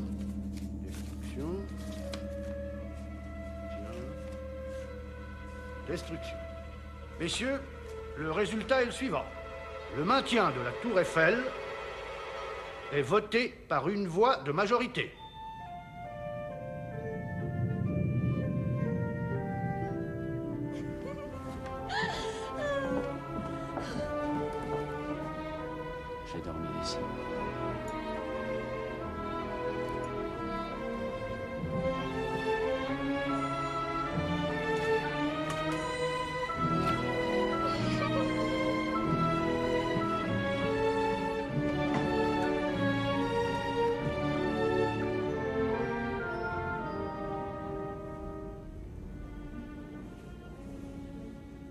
Une voix. Une seule petite voix, tu te rends compte? On s'en fiche un peu, non? Sans cette voix, la tour était bel et bien... déboulonnée. Bon, d'accord, on s'en fiche. Quoi ça tient? L'affaire n'est pas terminée. La commission du Vieux Paris va revenir à la charge.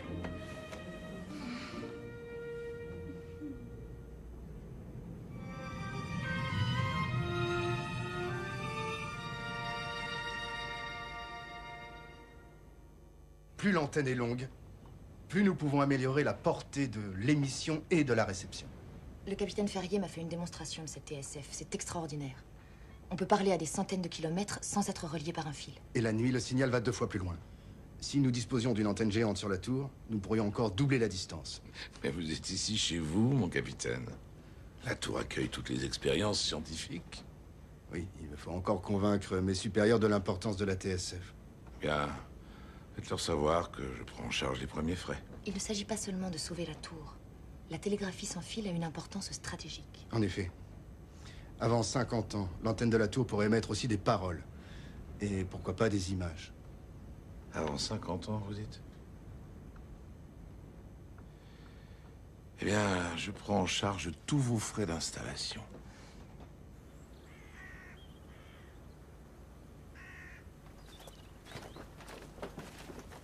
Nuevamente la torre está en obras. Financiadas por Eiffel, barracas temporales acogen las nuevas instalaciones militares.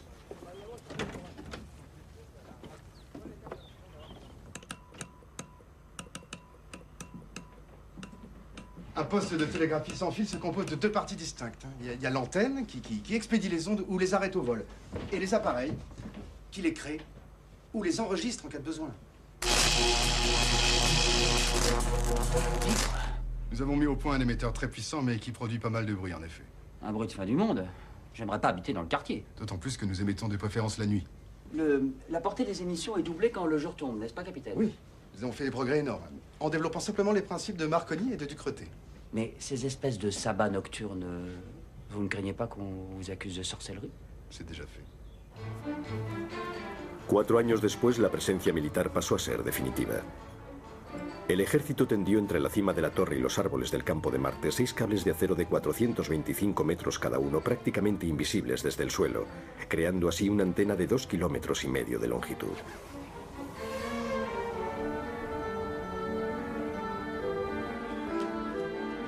La gran inundación de París ha acabado por fin. La Torre Eiffel está ligeramente oxidada y las instalaciones de telegrafía sin hilos han sufrido graves daños.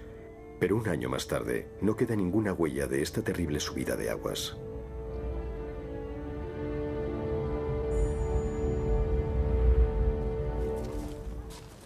Las 3 y luego 5 horribles casetas que acogían hacía tiempo a la emisora más potente del mundo han dejado paso a una instalación de aspecto menos feo. Enterrada bajo el campo de Marte, la emisora es ahora invisible. Pero el verdadero interés de la emisora de telegrafía sin hilos es que prolongará la vida de la torre, dándole por fin la utilidad que le faltaba. Nous pouvons maintenant communiquer chaque nuit avec la Russie. Donc, vous avez résolu le problème des parasites atmosphériques. En effet, en portant la fréquence à 1000 périodes secondes, nous ne les entendons plus. Venez. Voici le cœur de la station. La partie souterraine, secrète. Il y a quelque chose d'encore plus secret, ceci. Le premier émetteur conçu spécialement pour être embarqué à bord d'un aéroplane. C'est un grand honneur pour moi, monsieur. Mon frère et mon père ont eu la chance, il y a 25 ans, de travailler à l'édification de la tour. Comment s'appelait-il? Valentin et Maximilien Duval, monsieur. Mais vous ne devez pas vous en souvenir, c'étaient de simples ouvriers. Valentin Duval. Ah, que si. On a fait voir votre père. Peu de bonhomme. Bienvenue à la tour, jeune homme. Et le sous-lieutenant Duval commence les essais demain à Issy-les-Moulineaux. Merci, mon capitaine.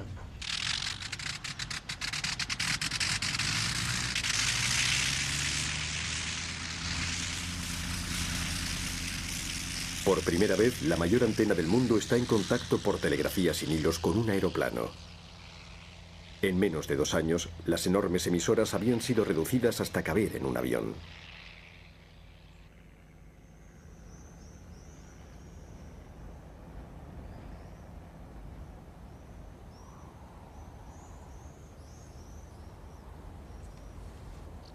Mon capitaine, je ne les vois plus. L'avion est trop loin. Bien reçu. Je les entends parfaitement, mon capitaine.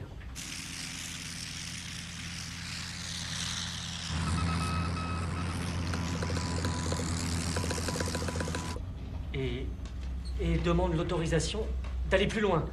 Autorisation accordée. Autorisation accordée! On peut aller plus loin! D'accord!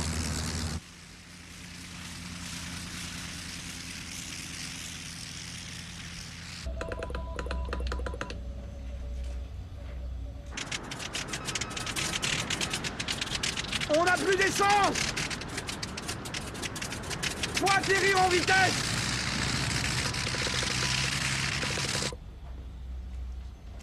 Je les ai perdus.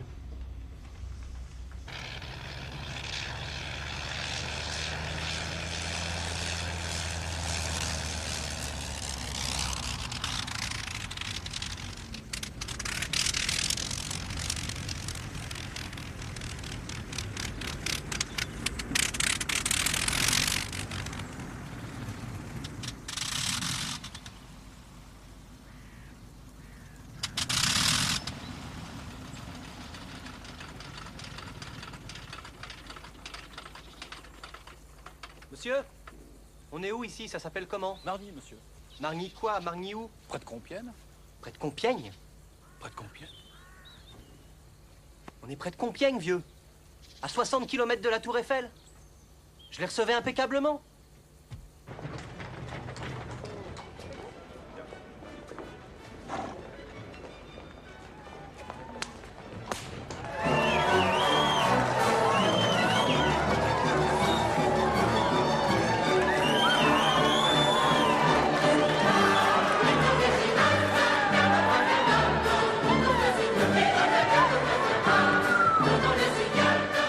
Encima de la Torre Eiffel, nuestros valientes militares se preparan para una guerra que gracias a Dios no llegará nunca. Porque ¿quién querría hacer la guerra en una época en la que la vida cada vez era más una fiesta de sentidos e inteligencia?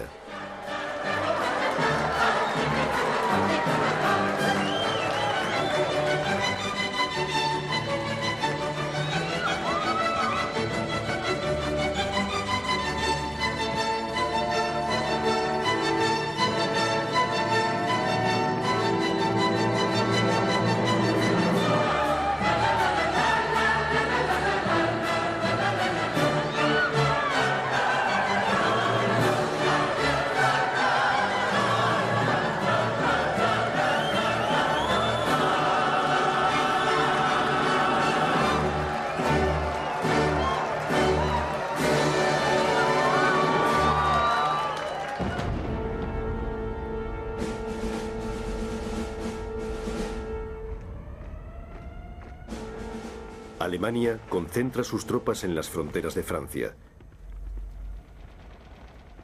Se decreta movilización general. Antoine Dufoin. C'est bon. Ton nom? Giardini. C'est bon. Ton nom? Duval, Maximilien. Deuxième classe. Ton nom? Ton nom?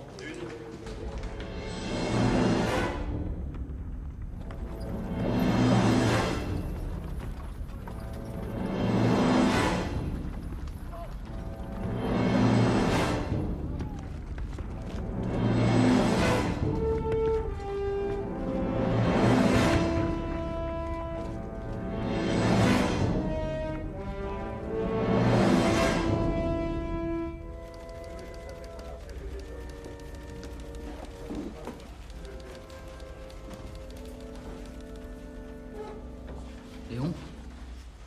Maximilien? Qu'est-ce qui t'amène? Mon régiment s'en va. Ah. C'est moi qui devrais y aller. T'as une femme et 2 enfants. C'est l'histoire de quelques semaines. Et puis toi, tu seras plus utile ici, non? La guerra ha sido declarada.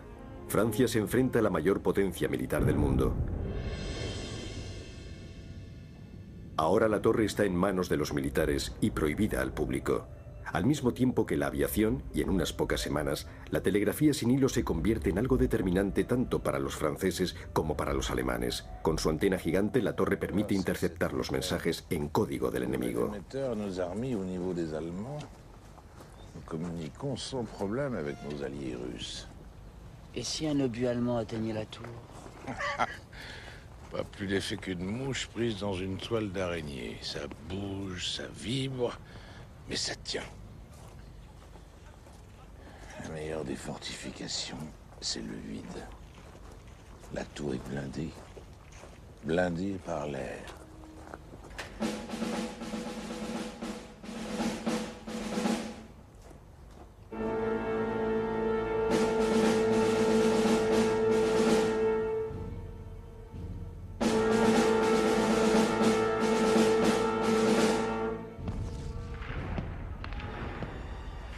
Nuestras tropas oponen una gran resistencia y se baten valientemente del Mar del Norte al Youga. Sin embargo, el enemigo continúa su avance en dirección a París. Estamos al borde de la catástrofe. El avance de las tropas alemanas es de una potencia asombrosa y el ejército francés se ve obligado a retirarse hasta las inmediaciones de París.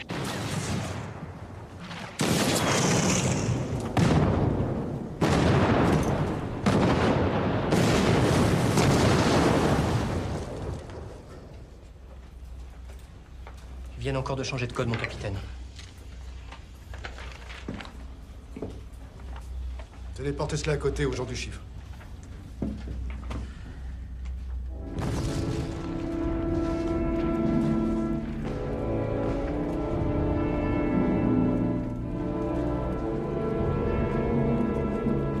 C'est à croire que nous n'avons plus d'armée. Où est-elle, notre armée? Vous avez des nouvelles, vous? Aucune. Ni de mon frère, ni de son régiment, ni d'aucun autre.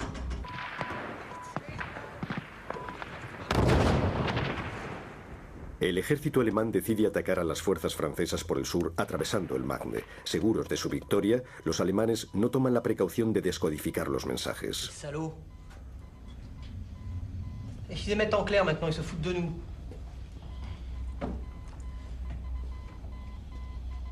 Écris. Écris. Écris quoi? Qu'on a perdu la guerre? Que les Allemands sont à Paris? Écris, nom de Dieu. Wir stehen noch an die Marne. Nous sommes encore sur la Marne. Hommes et chevaux sont épuisés. C'est un message du général von Marwitz. La cavalerie de la première armée allemande est hors d'état d'avancer davantage. Merde alors.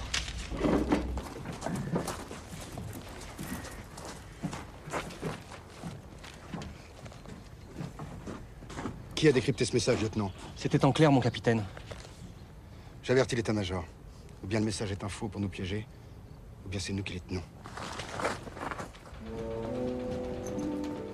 Las preciosas informaciones recogidas gracias a la antena de la torre se confirman pronto. El general Gallieni toma la decisión de mandar hombres a la guarnición de París. Pretende sacar provecho de algunas horas durante las cuales el ejército alemán es vulnerable. Requisa los taxis de París y transporta en una noche a los 6.000 soldados que solos cambiarán el curso de la guerra.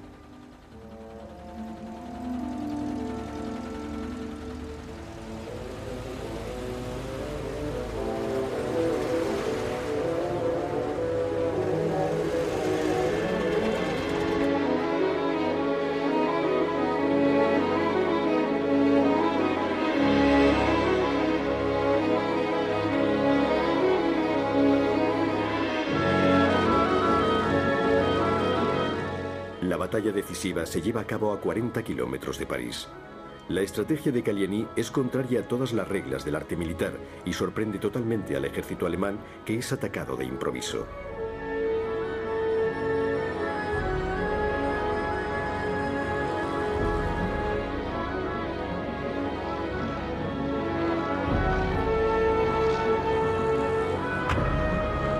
Oh, il y a du mouvement en bas! De la cavalerie! C'est nous, c'est eux!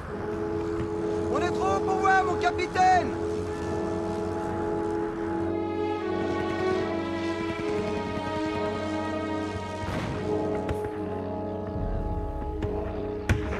El 7 de septiembre, los aviones de reconocimiento sobre el frente lo confirman. Los franceses han recuperado la ventaja y los alemanes se baten en retirada.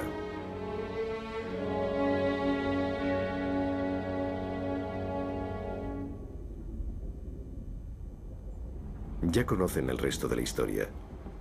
Desde 1914 han ocurrido muchas cosas. La Torre Eiffel se salvó gracias a la batalla del Marne, como el resto de Francia. Después de eso, nunca jamás se ha pensado en desmontarla. Eiffel resistió hasta el 23. Y la torre... La torre...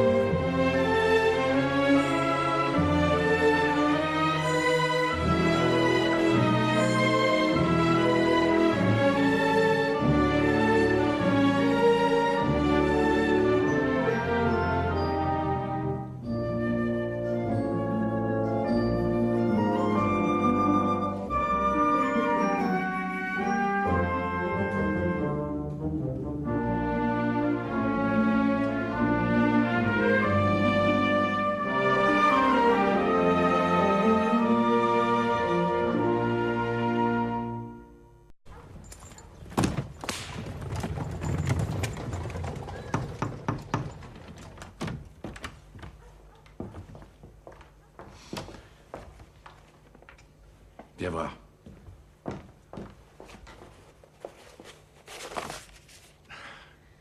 Chaque fois que je la vois, je la trouve plus belle. Surtout aujourd'hui. Il suffit d'un simple détail, tu vois, pour la rendre parfaite. Projet d'une tour de 300 mètres déposé le 12 décembre 1884 par messieurs Eiffel et Sauvestre. Sauvestre est là, oui. Il me faut la signature d'un architecte pour participer au concours de l'exposition. Mais c'est Coquelin qui l'a dessiné, cette tour. C'est son idée. Coquelin et Nouguier recevront chacun 100 000 francs et un pourcentage sur les bénéfices que je compte tirer de ma tour. Ils n'ont pas protesté. Pour quelques nuits passées à travailler sur les planches à dessin, j'ai pas si mal payé. Tu as raison. Ils n'ont pas à se plaindre. Surtout qu'ils n'ont fait qu'appliquer mes méthodes de travail et se servir de mes propres inventions. Et les véritables difficultés vont juste commencer. Elles pourront se résoudre que sous ma responsabilité. Pero Eiffel encontró un competidor serio en esta carrera hacia el cielo que marcaría la exposición universal. Bourdet, el arquitecto del Palacio del Trocadero, propuso un faro monumental de 300 metros para iluminar París. Notre tour a une rivale, mes bons amis. Une rivale en granit. Oui, en granit. Pourquoi pas en plomb? Du trop célèbre architecte Bourdet. Ce machin s'effondrera au premier coup de vent. Eh bien, ça s'enfoncera dans le sol sous l'effet de son propre poids. En admettant qu'on parvienne jamais à le construire. L'obélisque de Washington est en granit aussi. Après 35 ans d'efforts, ils n'ont pas pu dépasser les 160 mètres.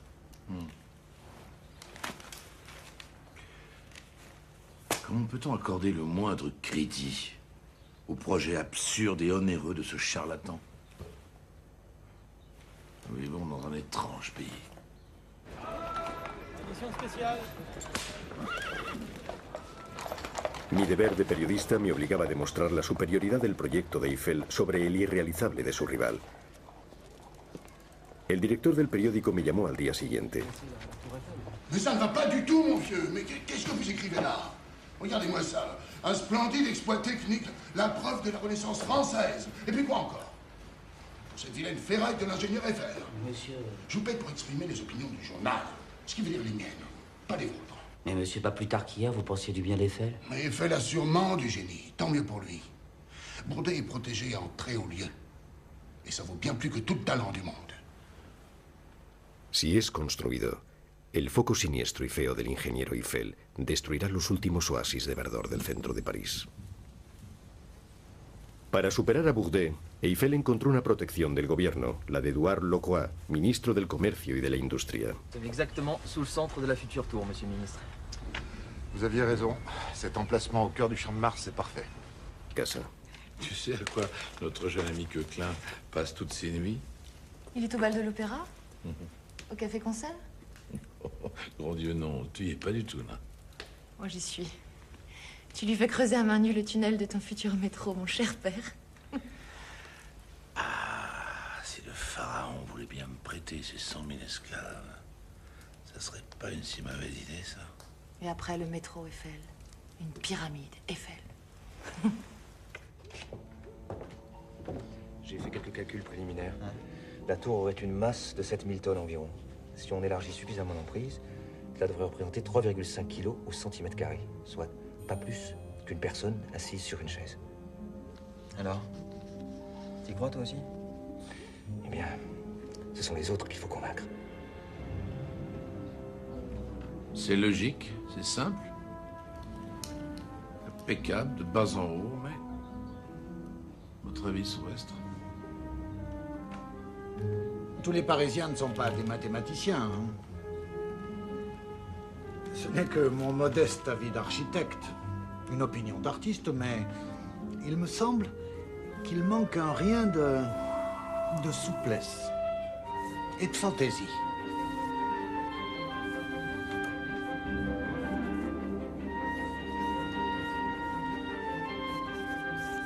C'est très intéressant. Je vois beaucoup de difficultés pour la réaliser. Continuez quand même. Mais ça sert à quoi? À part être un somptueux paratonnerre, monsieur Coquelin? Ça ne sert à rien, ça ne sera là que pour exister. C'est surtout le vent qui va exister. Vous avez songé à la pression d'un bon coup de vent sur votre pylône de 300 mètres? Oui, j'ai fait quelques calculs. Pour un vent de 160 km/h, ça ne devrait pas osciller là-haut de plus d'une vingtaine de centimètres. Et pour un vent, mettons, de 200 km/h? Ça n'arrivera jamais sous nos latitudes. La tempête qui a détruit notre viaduc de la Tarde n'existait pas non plus. Monsieur Compagnon, nous étions en phase de lançage. 300 tonnes de fer en déséquilibre au-dessus du vide. Le moment le plus dangereux. Alors, on la regarde exister, votre tour, et c'est tout. On monte pas dessus. Il y aura des ascenseurs. Des ascenseurs? Vous avez déjà vu un ascenseur s'élever comme ça, vous?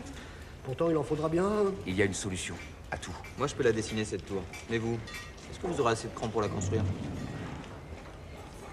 Demandez à mes hommes. À 300 mètres du sol, ils râleront si fort qu'on les entendra d'en bas, mais chacun sera à son poste. Et ils feront leur boulot, monsieur. Ça sert quand même à rien, votre truc. Las 7000 toneladas no tendrán más que un peso de 3,5 kilos por centímetro cuadrado, más que la mayoría de los inmuebles parisinos. Semana tras semana, diseño tras diseño, estudio tras estudio, la torre halló su forma definitiva.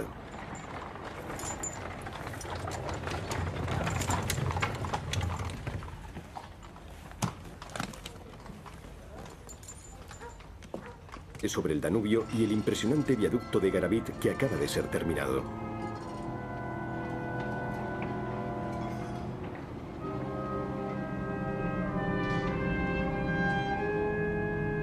La excelencia de sus realizaciones le supuso pedidos de toda Europa.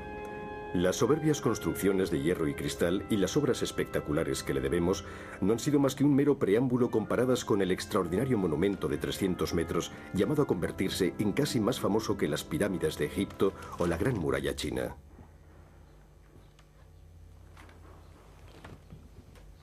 Desde el principio de su carrera, Eiffel percibió la importancia de la prensa y convocaba regularmente a los periodistas para hablar de sus proyectos. Chaque appareil, notez celui-là, a une ergonomie propre qui est en fonction des éléments qu'il travaille. Vous préférez le fer à l'acier? Sin embargo, el 26 de enero de 1884, el prestigio del célebre ingeniero sufre un gran revés, el hundimiento tras una tempestad de uno de sus viaductos a medio construir. Et s'il arrive que le pont s'écroule? Vous faites bien de me poser la question, parce que, vous savez, il y a un moment critique dans la réalisation d'un pont. Et ce moment appartient à la bonne ou à la mauvaise chance. Et nos calculs les plus précis, à ce moment-là, ne valent pas grand-chose. El ingeniero Eiffel tiene fama de ser un hábil inventor, además de un experto hombre de negocios. Sus éxitos, a la vez técnicos y financieros, se los debe a la fabricación en su taller, aquí mismo en Levallois, de sus futuras obras de arte a la décima de milímetro. Alors légèreté et sécurité sont les impératifs. Ce nouveau modèle de pont que nous construisons déjà en Cochinchine doit répondre aux mêmes critères. Aucune pièce qui ne puisse être portée à dos de mulet et soulevée par 2 hommes tout en étant capable de résister à un poids de plusieurs tonnes. Un contremaître et 4 indigènes suffisent à monter le tablier complet en quelques jours. Ainsi, nous ouvrons la route à la civilisation, partout dans le monde. Faites bien savoir à vos lecteurs que nous sommes les seuls à pouvoir le faire.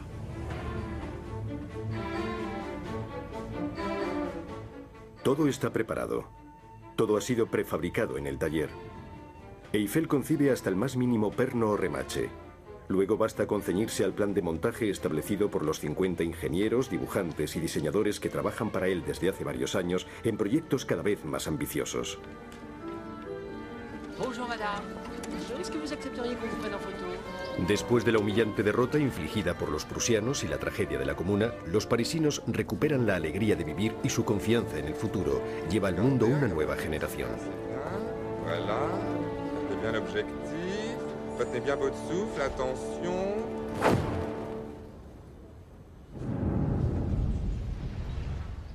La Estatua de la Libertad es un símbolo para los que buscan un mundo mejor y más justo. Es en París donde este magnífico regalo de los franceses a los americanos acaba de materializarse bajo la forma de un monumento colosal, obra maestra del escultor Bartholdi y del ingeniero Eiffel. Un génie de la littérature, un génie de l'art comme vous est un plaisir inégalable. C'est un honneur, monsieur Wu. Un honneur immense pour le modeste ingénieur que je suis. C'est la poésie, personnifiée par le plus grand de nos auteurs vivants. Elle est devant nous, messieurs, la poésie.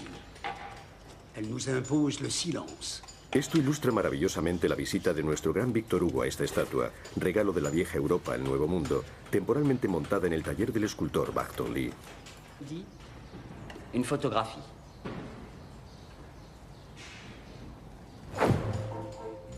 Bajo su cubierta de cobre verde grisáceo, este monumento extraordinario posee la sólida estructura de hierro concebida por Eiffel que le hará resistir a las más grandes tormentas, así como a su propio peso. Ce même principe, nous construirons des immeubles d'habitation, des bâtiments d'usine, toutes sortes d'édifices, et leur hauteur ne connaîtra pas de limite.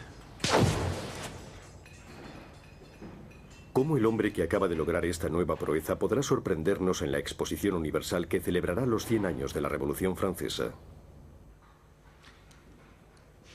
C'est exactement ce que nous avons fait pour l'exposition de 67, il y a presque 20 ans. 20 ans et rien de neuf. L'effet de ces voûtes élargies est assez bien. Trouvons une forme originale, un objet absolument inédit. Ou alors, laissons la future exposition universelle se faire sans nous. Nous ne manquons pas de commandes, Dieu merci.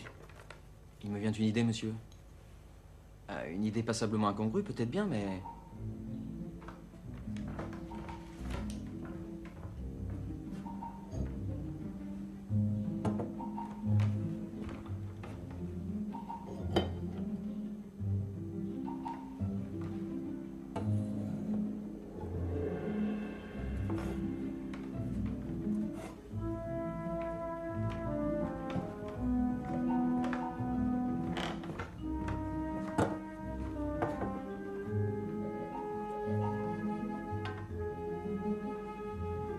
Et voici cette fameuse tour de 300 mètres, dont on rêve depuis 50 ans, en Europe et en Amérique. Et nous pouvons même aller plus haut. Il n'y a pas d'obstacle technique majeur. Contentez-vous de 300 mètres, mon petit coquelin. N'y passez pas trop de temps. 300 mètres de fer qui ne seront au mieux qu'une sorte d'attraction foraine. Si vous y tenez tellement, je vous avancerai le prix du papier. Et je vous ferai cadeau des crayons.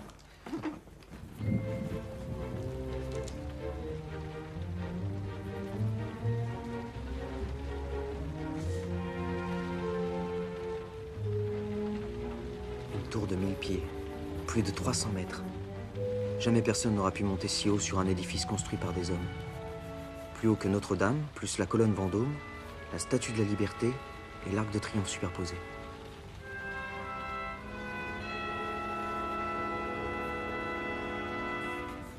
Eiffel llevaba varios años viudo y su hija Claire había asumido el papel de ama de casa.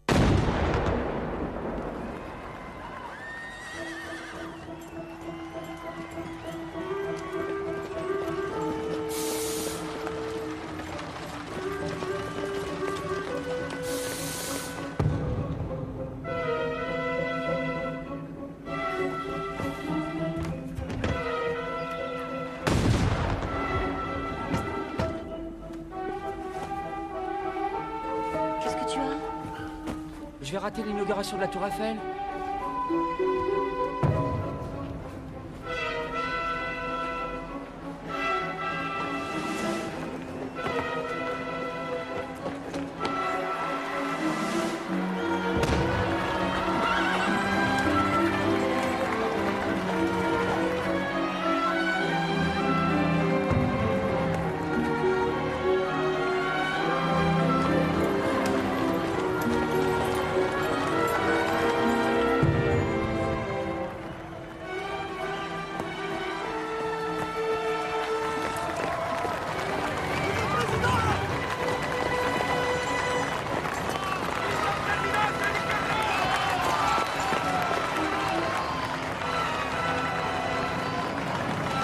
Alors, Edouard, je vous attends. Je suis en retard, désolé. La verdadera historia de la Torre Eiffel. Hoy, lunes 6 de mayo de 1889, el presidente Sadi Carnot acaba de inaugurar la Exposición Universal. Saluda al gran ingeniero Gustave Eiffel, a quien le debemos la torre de 300 metros, atracción principal de la exposición. Este monumento único en el mundo celebra la vuelta de Francia al mundo de las grandes potencias.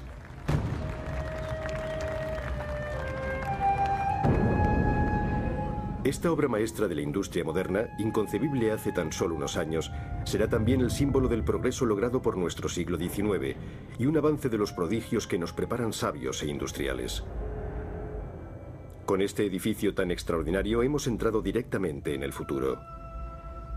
La torre del ingeniero Eiffel sobrepasa los límites de lo posible, de la imaginación, y marca realmente el día de una nueva era.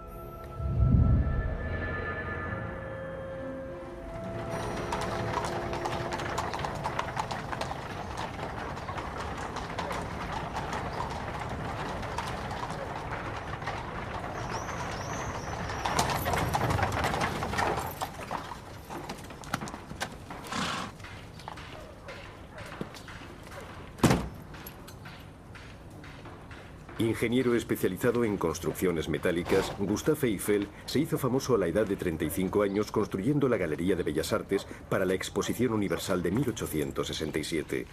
También construyó el puente sobre el río Duero en Portugal, la estación de Budapest, puentes y pabellones en la Conchinchina, Perú y Chile, el puente